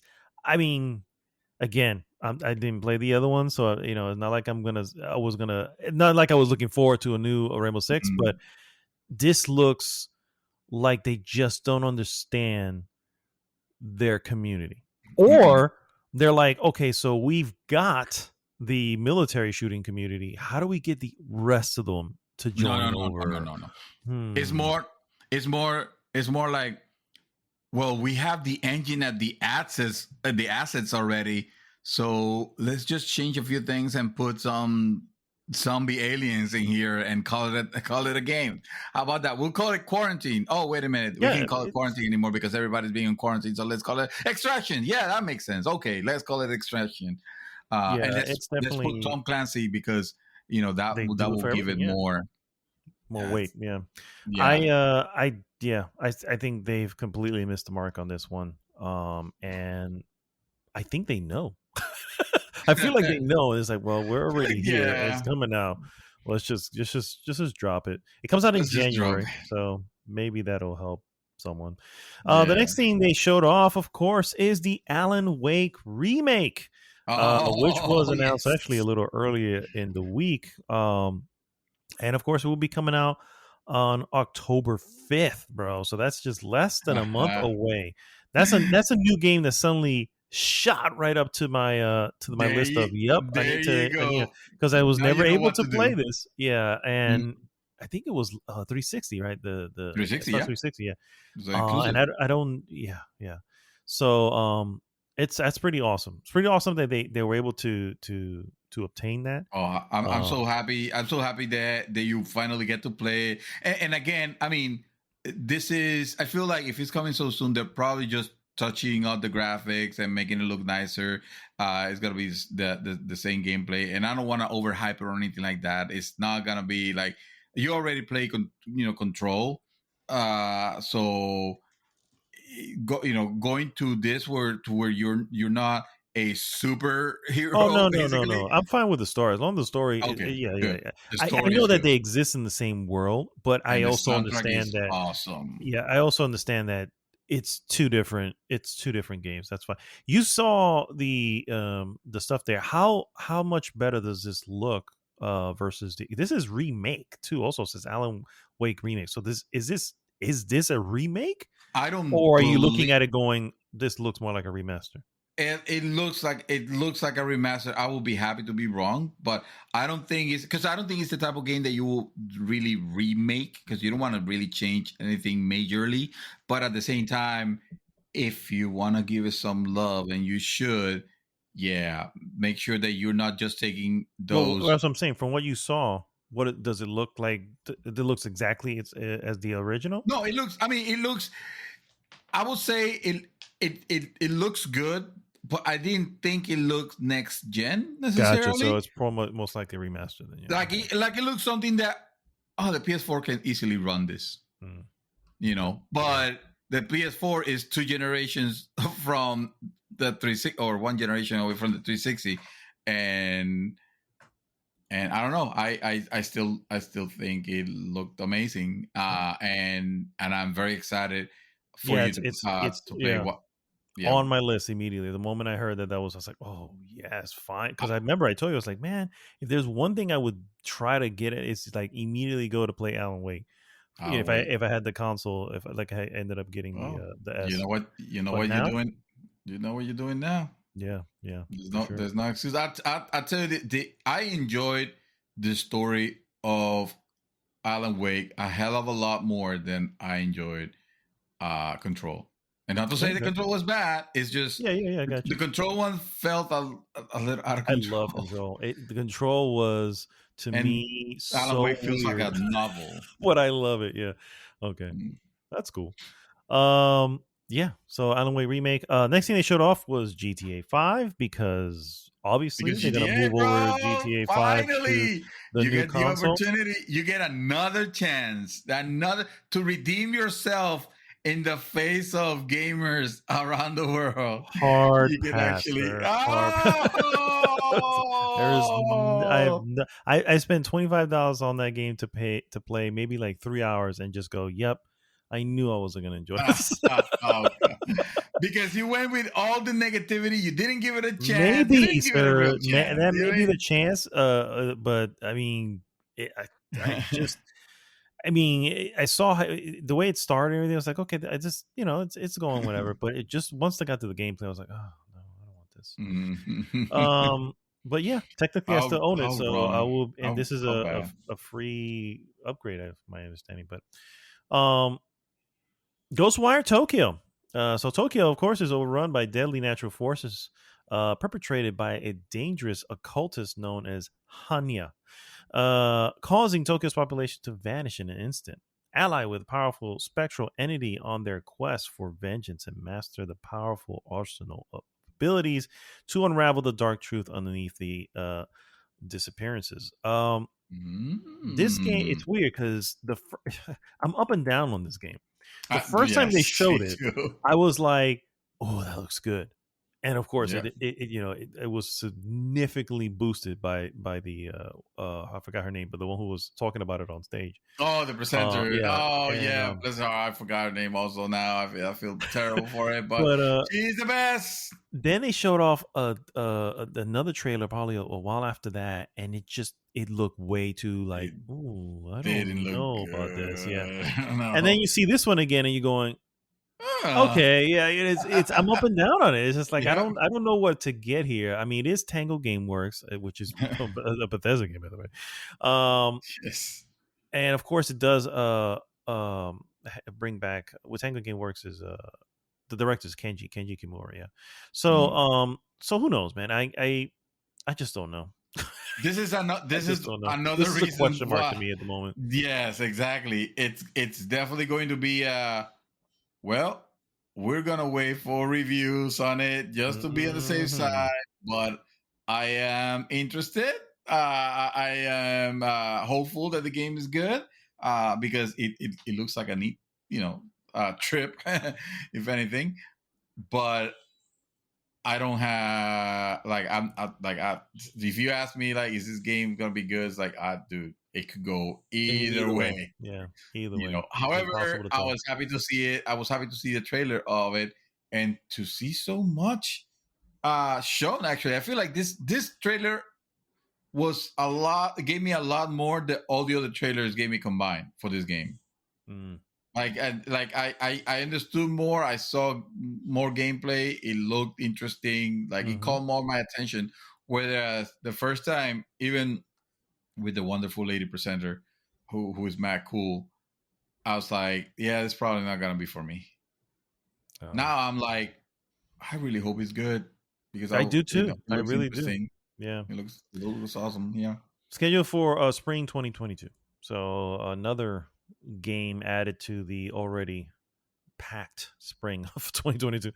Don't worry. One that's They'll shift around. They move around. They oh, always do. I'm positive. Yeah. One that's actually coming out a little sooner, October 26th, is Mm. Marvel's Guardians of the Galaxy. Had another Yes. trailer, and I gotta say, I kind of want this game too, man. It's I don't think it's gonna Yes. be like the most amazing thing in the world, but it looks really good. It It looks good. has It looks like it some has an humor that interesting makes me story. laugh. Yeah. Um, I think it may be a lot of fun. And I found out that it will include various licensed music, which alone has me like yes, because if there's one thing I Mm. love about Guardian Galaxy movie is The all the soundtrack. tracks that they use. Yeah, it's like oh Yeah. hell yeah. So yeah, I think this may be this is Square Enix, and it's still we all saw the last Marvel thing that they did, so Yes. it's a wait for review. But if the reviews are anything, solid eights, it's a get. It's a buy. Because Yeah. At that point, I will that's get what it. I'm hoping for. Yeah. So I'm there. I'm right there with you. I mean, I was, after the after their version of Avengers, I was kind of like very skeptical with whatever mhm. they will necessarily touch. But and even when they showed the first time, I was like, ooh, I don't know. That seems like a little bit too many menus to open in the middle of combat. I don't know how intuitive that feels. I'm hoping that they got feedback enough to where they have changed that because that did not look good. But this trailer didn't focus much on actual gameplay. At least not from with a realistic HUD and how the game was going to look. Mhm. It was more like in-game graphics and what's happening. And just like you, it's the story intrigues me. It seems the humor. It seems like the humor. It's there.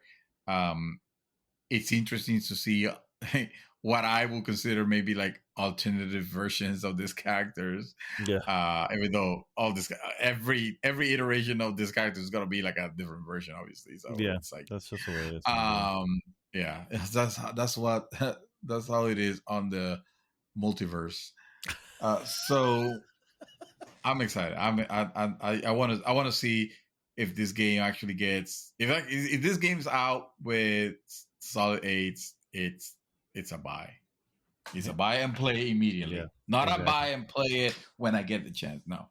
Yeah. Well, if I'm in the middle of something, I'll wait. But anyway, so the next game shown was Vampire Blood Hunt, which is a game that takes place in the Vampire the Masquerade universe.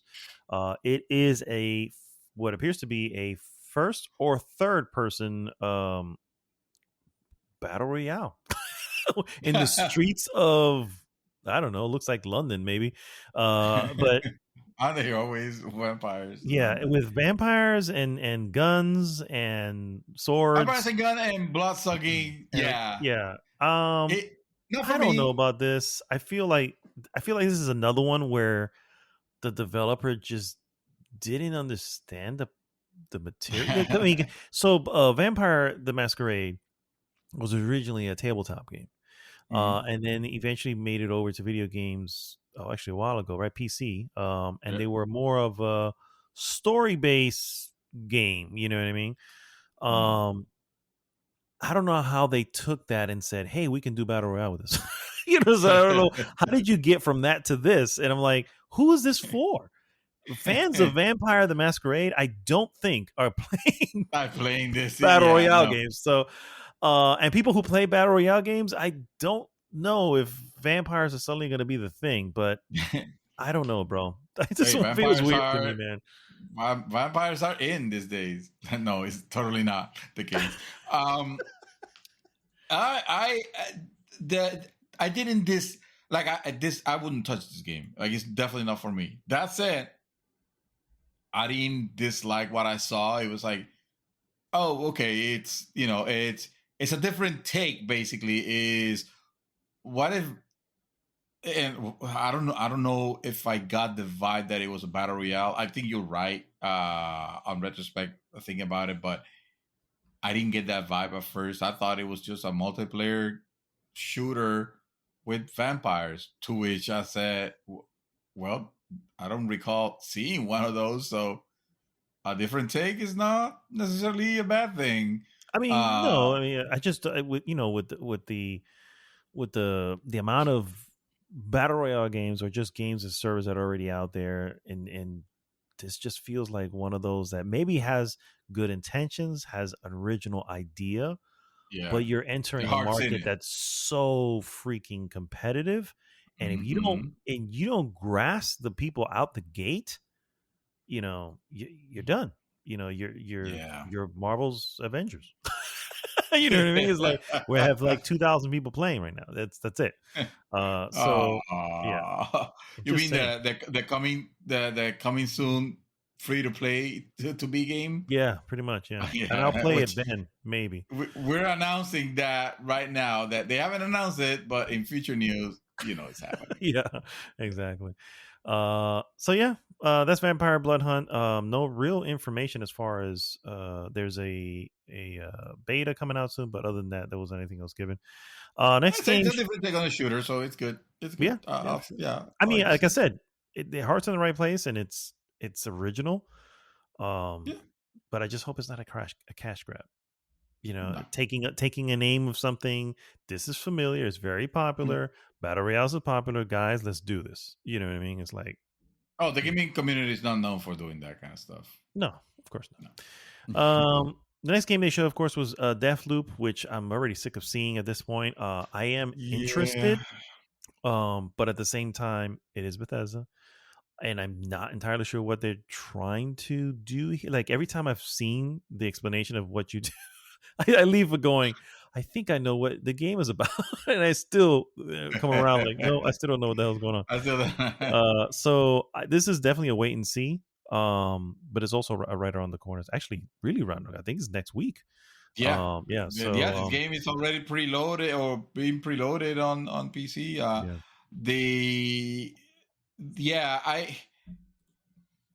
like I think unless people say something like, "Oh, holy shit, this is stellar." Stellar is the only time where I will probably like look, because so far like nothing particularly interests me on it from what I've seen.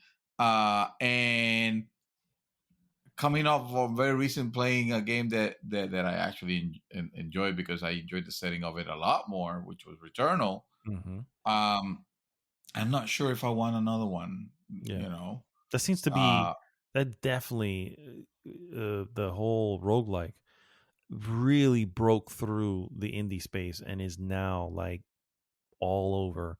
I mean, just look at the DLC for Far yeah, Cry 6.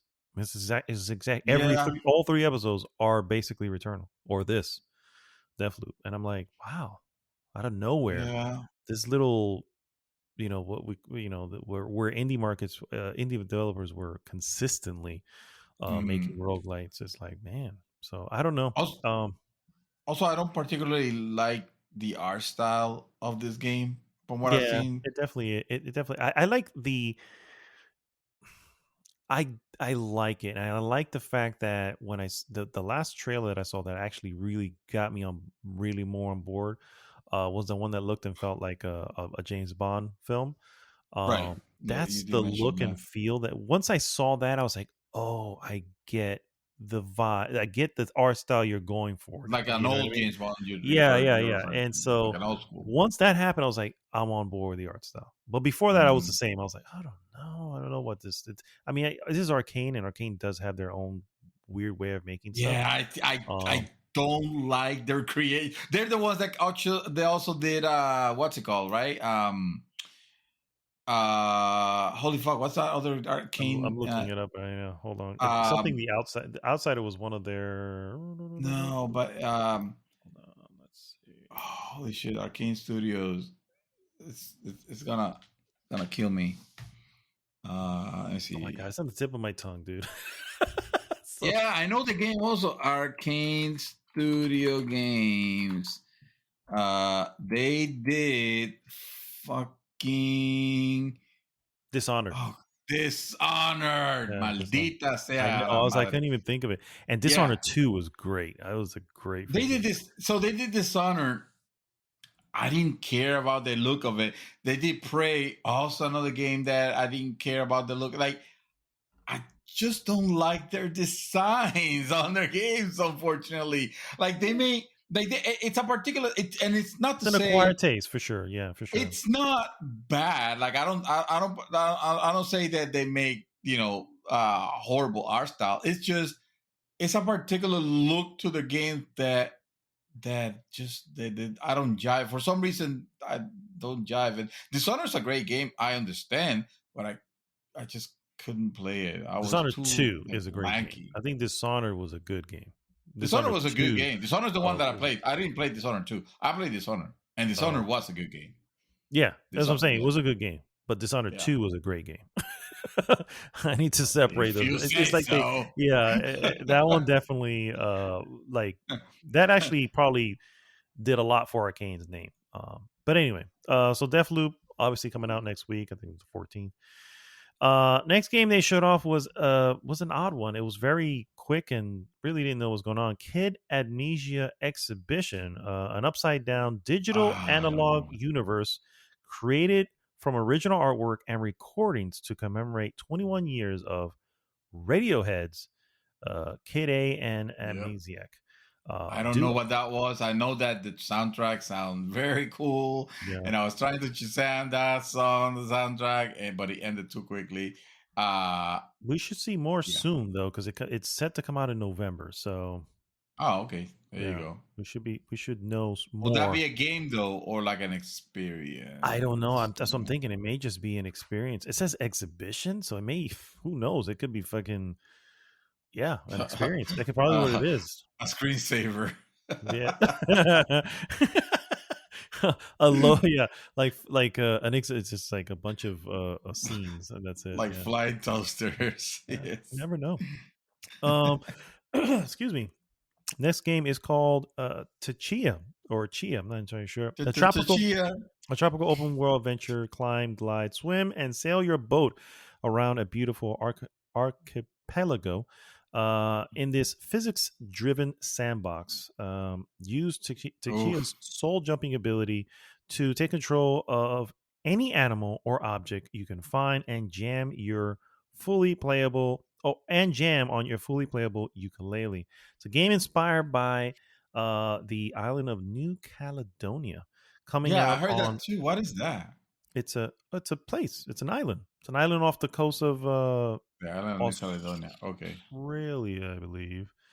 Coming in 2022. I like it. It looks cute. I know that's all you, bro. This was definitely not. I knew this was that's not a going to win master any. joint. This is where I pieced. This was the other game that I pieced out. I was like, It looks really good though. It really. I get it's definitely not your kind of game, but I want new shit. You know what I mean? Like, I crave. I want the same old shit. The new stuff I have never seen before. Like, yep, I'm in on that.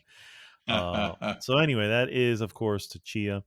Then from here, we opened up into the first party titles. But right before that, they showed off what will be the Uncharted Legacy of Thieves collection, which has Uncharted 4 and Lost Legacy. Lost Legacy. Coming out early 2022, remastered for PlayStation 5 and PC. Surprise! Yeah. I don't know, bro. It's. I don't know, bro. I don't think I'm going to be double dipping on this. I have them. I think you'll wait for the obvious PSN availability when they give it to you for free next year, which obviously will eventually come over to us. But right. Yeah, it's cool. It's odd. I mean, I get that it's going to PC, and I don't care about that. But it's odd that only Part 4 is on PC. So right, exactly. We're really starting the story from the middle. But hey, there are other games that you could have actually easily ported them to PC. Oh, who knows? Maybe you will now. It depends on how actually, they already demonstrated that PlayStation games are selling well on PC, right? They are. People that own it and know about them, they're dipping or they're double dipping. I don't think they're particularly playing it for the first time. So I can see that eventually happening. But yeah, it was weird to start with 4 and Legacy. But maybe maybe it's because those are the easier one to post. Maybe sure. The other ones are since it was done. Yeah, the other ones were done on the cell processor. PlayStation 3, yeah. So yeah, that could be. This one was done on a PC, so there you go. The source code's already made. Yeah. You just have to touch it up a little bit. No, this is the part where of the show where I was already like, man, this show so far has been really good. Maybe we should talk about it on the podcast. Maybe we should make it the hot topic of the week. And then they say, okay, good. Now we're going to talk about the first party games. And I went like, holy shit, there's more? Yeah. That's definitely, This is, you were not on E3? You're like, what the hell were you held this? Maldita sea, Sony. You did not have an E3 this year, but you held this for a fucking Thursday at 1 p.m. Like when everybody's working. Like, what the hell? What kind of asinine timing is that for what is, possibly one of your best presentations? Like, what the hell is that? I mean, this is definitely one of their better ones for sure. So yeah, there's I mean, I'm gonna just go through them. First off, Insomniac is literally proving that they are the best studio Sony has. Okay, just with this announcement, really, and obviously there's not much to say, but Insomnia delivers the goods all the time so far. Uh, Wolverine, and they don't have much to go on because obviously it's a project that's recent to them. But to think that the guys behind Spider-Man, and Spider-Man Miles Morales, Of the Marvel Spider-Man. Marvel Spider-Man Yeah. and Miles Morales, are now going to also be doing a what I can only assume is going to be justice to a story for Wolverine. Yeah, bro, I'm fucking in. Yeah. I am in. Yes. There wasn't much. Obviously, the show was just really to just like a quick teaser to just say, "Yep, this is what we're doing." It looks like it's got that Logan approach. It looks like it's gonna. I mean, just from the Mhm. little bit I see there, I can't wait to see what they do with this, bro. I really, really can't It wait. looks phenomenal. I mean, we obviously we haven't seen gameplay or anything like that, but knowing the caliber already that Insomnia has shown, the type of games that they create, like I have no reason not to be excited about a different take. Like fucking like they I was expecting Spider-Man 2, but they gave me Wolverine again, fucking Yeah, Wolverine I game. know. And I'm like, holy They are shit, like cherry stop picking it. the best characters. I want to read this because this is actually from Insomniac. They say that in the vein of our Spider-Man games, our goal here is to not only respect the DNA of what makes the character so popular, but also to look for opportunities to make it feel fresh and truly reflect the Insomniac spirit. Even though Marvel's Wolverine is very early in development, from what I've seen of its emotional narrative and cutting edge gameplay, see what I did there? The team is already creating something truly special. So, and the team is led by Brian Horton and Cameron Christian, who led the creative efforts behind Miles Morales. So, yeah, man. I mean, yes, you're Man. right. There's not much to see while we're there, but that speaks volumes of when you know that a really good development team is behind it. You go, Mm, yes, yes. You're like, oh man. And dude, I'm Insomniac, dude. They are. I mean, no offense to Naughty Dog. Naughty Dog, I know makes really good games, but oh, no doubt. these guys are quickly becoming the this the to me just looking at this they're tier A, yeah, I the mean A tier think about development exactly. house.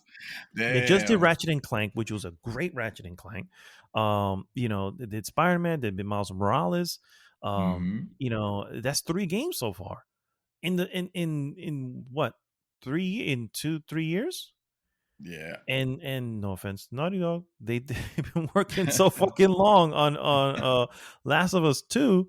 You know what I mean? What have they done in the span? It's just like I don't know, man. But anyway, I'm not trying to compare here. I'm just an observation. But anyway, It shows it. I mean, it demonstrate. See, this is what demonstrate the caliber of this of these studios, and this is this is the part where if like if you were to compare and you can see Microsoft acquiring all these studios, right? And now you say, oh shit, they acquired Bethesda. They have all these houses and all these studios now and engines and whatever. And you still can't compare a studio of them to a studio on the Sony side of things, where you got a Naughty Dog, you get an Insomnia Games, you get and I'm not saying they create the Microsoft Studio create shitty games or anything like that. Obviously, I'm not no, saying I that. got you. We haven't Yeah. seen the caliber of the games that are about to come, and Hmm. for all intended purposes, everything is looking pretty sweet.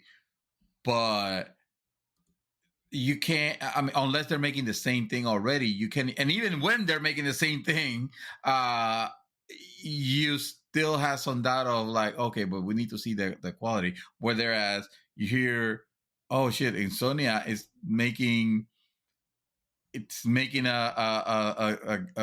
superhero game about fucking sparkle. It could be, it could, or the Rat Man, whatever his name was called, I forgot. And like it doesn't matter because it's in Sony. Like, you know that holy shit, it's gonna be amazing. Whatever it is, it's gonna be an interesting take. That speaks volumes. It speaks volumes to the level of just quality that they bring to whatever they make. Yeah. And yeah, Dazzle. That's the hero I was thinking. That's the for. Dazzle. Yeah. Shitty X-Men, what cares about? Who's Dazzle? Exactly. Exactly. Yeah. Dazzler, whatever. The next game they showed off. Well, first off, Wolverine has no release date, but I'm pretty sure it's that one miles away, guys. Yes. Gran Turismo 7 was the second one. A fantastic demo of I have to say, even though I have no interest in it, but it looks like a beautiful game coming out March 5th. I'm eating that shit up. Give me a Gran Turismo game that doesn't have shitty loading times, and this is a PlayStation 5, so you know it's not gonna have shitty loading times. And that will be all upon, dude. Oh my god, I am fired up. Even though I've always this is a heavy sim, though. I mean, this is not, you know. Yeah, no, I know, and believe me, I don't buy the Forza ones because they're a heavy sim also. I always I've always enjoyed the I told you this, the celebration, the human aspect of the Forza Horizon games, but the aspects of racing on the simulation game, especially on a game like Gran Turismo, which has always been so sterile and so I don't know, kind of weird. But one of the high sellers in Sony, though. Like one of the absolutely.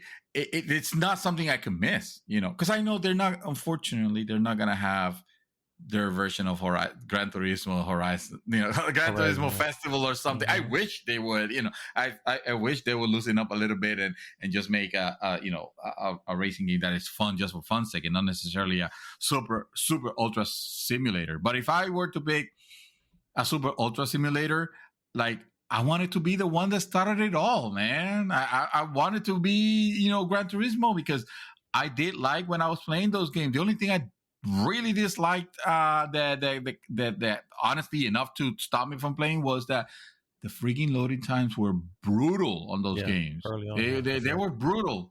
So many assets they had to load. Yeah, that's some serious, yeah. So now, but not even that, because it's the high quality, the textures. Because remember, it's at the end of the day, the racing games, the assets, even though it looks like a lot, but it's kind of limited to just one small section, or like a small map, quote unquote. Mm-hmm. It's not like doing like with Horizon, I will understand, because you have this extensive map that is because it is a fucking open world, and you know, but on these games like Forza Motorsport and Gran Turismo, they're just enclosed circuits, you know, or for the most part, you know. Yeah, I guess that makes sense. Yeah. I won this. I won Gran Turismo. You're on it. Oh yeah, I'm fucking in. Especially the way it looks, and it looks the really way good. that it will feel on that freaking marvelous piece of hardware that is the controller. Holy shit! You're right. I didn't think about that. They have just for that alone, you should try. I know. I mean, yeah. And the looks. Over 420 cars. That's what I like. Over 90 tracks. Oh yeah. Yeah. Oh, that's awesome. Serious. That's serious. That is awesome. I hope they don't call it reverse. You know. The reverse version of the an additional track, because that would be disappointing. That would be. That would definitely be. Yeah. Next thing they showed off was a trailer for Spider-Man 2. Marvel Spider-Man 2 is the next game in PlayStation's critically acclaimed Marvel Spider-Man franchise, developed, of course, by Insomniac Gaming, collaboration with Marvel Game Studios. And this one has a certain gentleman by the name of Venom. I wouldn't call him a gentleman. Very gentleman-y. No, you're probably right. This was literally just looks like a CG trailer. Just kind of introducing what's going on. But Well, wait a minute. This could be in game because remember the first True, Spider-Man yeah, this is very true. trailer looked like CG, and we came to realize like, oh no, shit, this is actually how the game looks on PlayStation 4. That's insane Yeah. that Sony was able to achieve that. Yeah, So this that might is true. this might be more of This the is same. PlayStation 5. Yep. Both Miles and Peter are in it, and of course, as I mentioned, the Venom will be also in there, and it is set for sometime in 2023. So Oh shit, that's gonna we be got far. So, ways so to that go means on this one. Logan is coming in 2022 sometime, maybe, hopefully, right? Yeah. I would not count on Probably it, not. sir. I would Probably say not. Logan would be after that at some point. Holy shit! Please don't. I'm No, sorry. I'm just saying. I mean, you never the- know. These guys seem to work with Yeah. quality and quickly. You know what I mean? So I mean, not super quickly, but they have multiple teams. Right, So right. it's like so who is working on Spider-Man 2 is not working on Wolverine. You know what I mean? Right, So they right. they are able to, because it's just a huge studio. So man, props to them for sure. Dude, just did I mention? Did I mention? Oh man, when he was showing that trailer for Logan, I'm gonna call it Logan because I rather say Logan than Wolverines. It's like easier to say. But then that's the stupid excuse. I'm gonna call it Wolverine. I know, but I apologize. wasn't gonna say it. I was like, all right, man, whatever. No, but that I said, oh man, in the same Sunday, I was hoping for Spider-Man. Then they show Wolverine. And I'm like, oh shit, Wolverine! They're making a Wolverine game. Holy shit! And on top of that, they announced, oh, by the way, yes, here's Spider-Man Yeah. 2. That's a son cojones right there, dude. They're like, At here, this point, I'm on my knees, be like, we're not worthy. We're not worthy. We're like, fuck. When are you gonna fuck up? I mean, you tried with Extraction, with Rainbow Six Extraction. So I don't think I don't think you tried to fuck up at some point. but that's a you could. Ubisoft partnership. I even That's feel like, Ubisoft yeah, joint. yeah. Yeah. Oh my god. And the Chia, whatever it's called, it's like, hey, that game looks cute. Okay. No, that game looks cute. It's just not for me. But that game looks cute. So yeah, bro. Wow. Yeah, and wow. Spider-Man 2, and then of course they close the show out with the big dog, God of War Ragnarok. The obvious sequel to 2018's God of War, and of course no date given, but they did show off gameplay, so it's clear they are there. It's like it's eminent at this point. It's definitely 2022, probably towards the second half, like September, something like that. They normally don't do big things. They themselves don't do first party in the fall, but who knows? Anyway, picks off obviously a few years after the first one, because Atreus is a young strapping lad, not a boy anymore. Young strapping lad. Mimir is back, which is awesome. Which is the Mimir, talking yeah. head, and it looks, oh god, it looks like rad. I want to play it like right now. Like I want to get, rad, yes. yeah, it is. It has everything I want to do. Obviously, they're on. From what I can tell, they're on a search to find Tyr, right? Tyr. Mhm. I thought it was Thor that he was looking for, or maybe that was the reveal was that they crossed out on path with Thor. I don't know. I don't remember. Yeah, is a real tall guy at the very end of the trailer, which is I want to say. Oh yeah, that's right. But that's the guy that they were following, or in the first one. Mimir was telling the stories of Tyr, which was this wise guy, a wise man, whatever, who was always looking out for the people, blah blah blah blah, but disappeared or something like that. So it looks like they found him. So I'm not sure if he is there to help or what the case may be. Obviously, Thor is what appears to be will be the main antagonist. At least that's how the last game gave it. But man, it just looks and the all that version fucking of aside. Endgame Thor is what we're getting here. Yeah. All right. No, I don't think so. No, I don't think so. I don't think so. But but I really look forward to seeing the design that they have for Thor. I'm curious because it's one of those things where even the old God of Wars, whenever they, you knew you knew the characters because you've heard their names through Greek mythology. Mhm. But then when you see them here, like, oh, this is God of War's version. Wait a minute, I want to see what this is about. Yeah. It's was it God of War 2? I think had Hercules. No, not Hercules. It had someone else. God of War 3 had Hercules. You fought Hercules Mhm. and you took his power gauntlets Yes. when you beat him. But it was just those cool things to see these characters through the eyes of this world that gets created. So I'm curious and really Yes. excited to see what Thor is going to look like. Um, I mean, didn't they show what he looks like? Like no, they the didn't even show him. They only showed his hands above his hammer. That was it. They never actually showed his face. what the hell did they show that have people up in arms with like, oh, why did they make Thor fat or something like that? Oh, they may not. Well, I don't know. I don't know who they're talking about. To be honest, you You're have gonna to have look to at it watch that again. trailer again. Yeah, yeah. Yeah, Because I but didn't see any. I didn't personally. I didn't see. What I would I thought. thought I did. I thought I did, but I need to rewatch that trailer. Anyway, the what I like is, of course, it's the not that I was expecting them to change it in any way, but it's neat to see that gameplay similar to the new God of War, which is that close behind, behind third person Mm-hmm. uh, uh, view, which is good and bad because it was bad for the camera. Like some of the enemies will cheap shot you because you couldn't see them because the camera wasn't doing like a particularly phenomenal job of tracking them, which is different than when you have your typical uh God The of camera. War, Yeah. Mm-hmm. yeah, that is from far away on your slasher God of this slasher, your hack and Hack and slash slash. Yeah. God of War.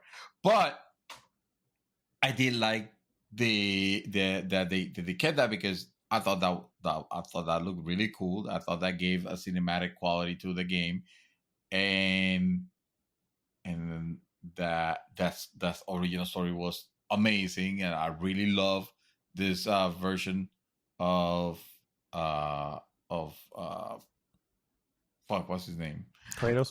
of Kratos. Thank you. I was gonna call it Atreus for some reason. Atreus. Atreus. Yeah. Yeah. Like yeah, I like I love that the interactions that they had, and Mm-hmm. it was something I really really enjoyed. There was a stark contrast to the old God of Wars, of which I didn't want to have anything else. Um, Seeing them here in this trailer from the very beginning, he's already has the blades of chaos and he's just like ripping with them. And I was worried because I was like, oh man, is that gonna be the only weapon? And foolish eyes, like, of course not. They're not gonna just go back to just have the blades of chaos. He still has his axe, and you can bet that he's gonna have a new arsenal, I bet. I'm just curious to see or to know what new, because a lot of the moves that you're seeing Mm, I think I just got to the trailer in the part. I think I see who they think it is, and I don't think that's him. But okay. it could be because he just came down what the hell they call that, the oh my god, the Rainbow Bridge shit. Oh, I was gonna say the yeah, I know frostbite, but it's not the frostbite. What the the fuck is frostbite, the it? the yeah, the Whatever. frostbite. Yeah, Let's yeah. call it the frostbite The because frostbite. I forgot the So Everfrost. I No, think that's who they think it is because he just falls down. Let me see. He's not fat though. He's just really husky. oh, But he's like the mountain. yeah. That's what I'm saying. Yeah, It's like that's what you expect. What is he? yeah, Yeah. exactly, People exactly. just It's want like Chris Hemsworth. I yes, mean, that's what it is. exactly. Let's be real. It's Yeah, like no, yeah. man, that's not how that shit works. That's not Uh, no, not yeah, only an interpretation of the character. yeah, exactly. No, what a way to close the show, bro. Oh my god, yeah, Gameplay. yeah. You get gameplay of God of War, which I was not expecting. But then again, like more than half of the announcements here, I was not expecting. That's why I said, holy shit, fucking bravo. Yeah. A plus on the on this presentation. You delivered everything that you needed to do to have for people to have confidence in. Because I mean, honestly, my PlayStation 5 is my PlayStation Pro. Is basically what it is. I'm playing PlayStation 4 games because I mean those are the games that I find myself enjoying now. But seeing what's about to come in for PlayStation 5, I can say that this is I'm very happy with my purchasing decision, and I'm very happy to see that if we thought that Sony already had released all the remember all the titles that we were like super hopeful for.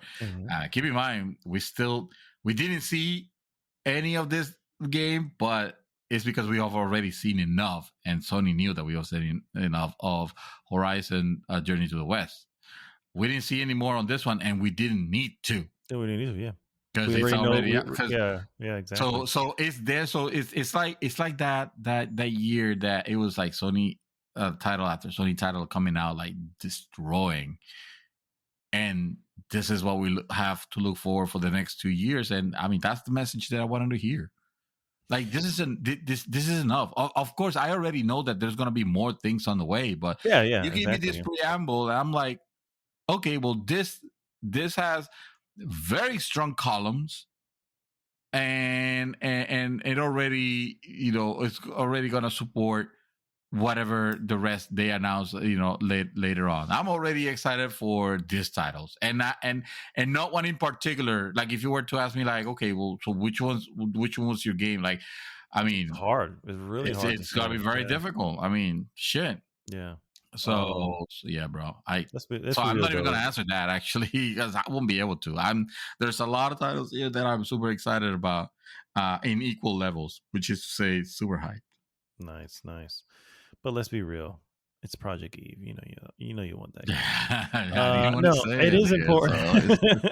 It is important to note that yes, this does in many ways. It makes me comfortable with the purchase. But a lot of these games are also coming to PlayStation 4. True. Ragnarok, Gran Turismo. So there is, as we know, there is definitely something holding these games back. We may not see it because they may just look spectacular anyway, but you just know that they are because they are cross generation. So. And that means they play on the base PlayStation 4 for the record, because that obviously has. That's what it needs to qualify. Yeah. That's what it needs. And they obviously don't want to do a Cyberpunk 2077, so nope. I'm sure they're going to play well there. So, but they're obviously something had to be cut. So that is still a little disappointing. They can still scale if they know how to scale graphics. I mean, look at PC games that could run on anything. The good ones, the ones that are properly polished enough to where they scale properly. I mean, you could still have some amazing. I mean, we worry because without it, there's no chance of that happening, right? But with it, there is a chance. But it doesn't mean that it will happen. It doesn't mean that necessarily they're going to be held back. So hopefully. And everything we've seen, I said, looks spectacular. So. Yeah, and there's nothing here that makes me doubtful that they won't anything but deliver. Yeah, exactly. All right, guys. Well, that brings us to the end of an awesome, real episode 279 of GG's a Mouthful Podcast. Thanks so much for tuning in. As always, please go to goodgame.rocks. Join the conversation there if you haven't already. And, of course, please like, subscribe, and share the podcast with everyone. This is Mad Dog signing off this week saying, whoa.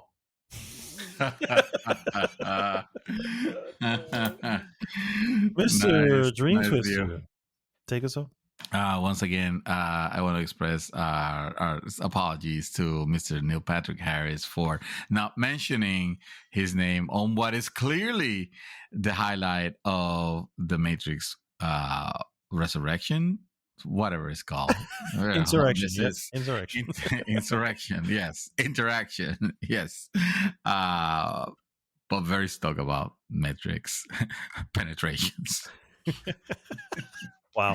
On that note, guys, we'll see you next week. GG!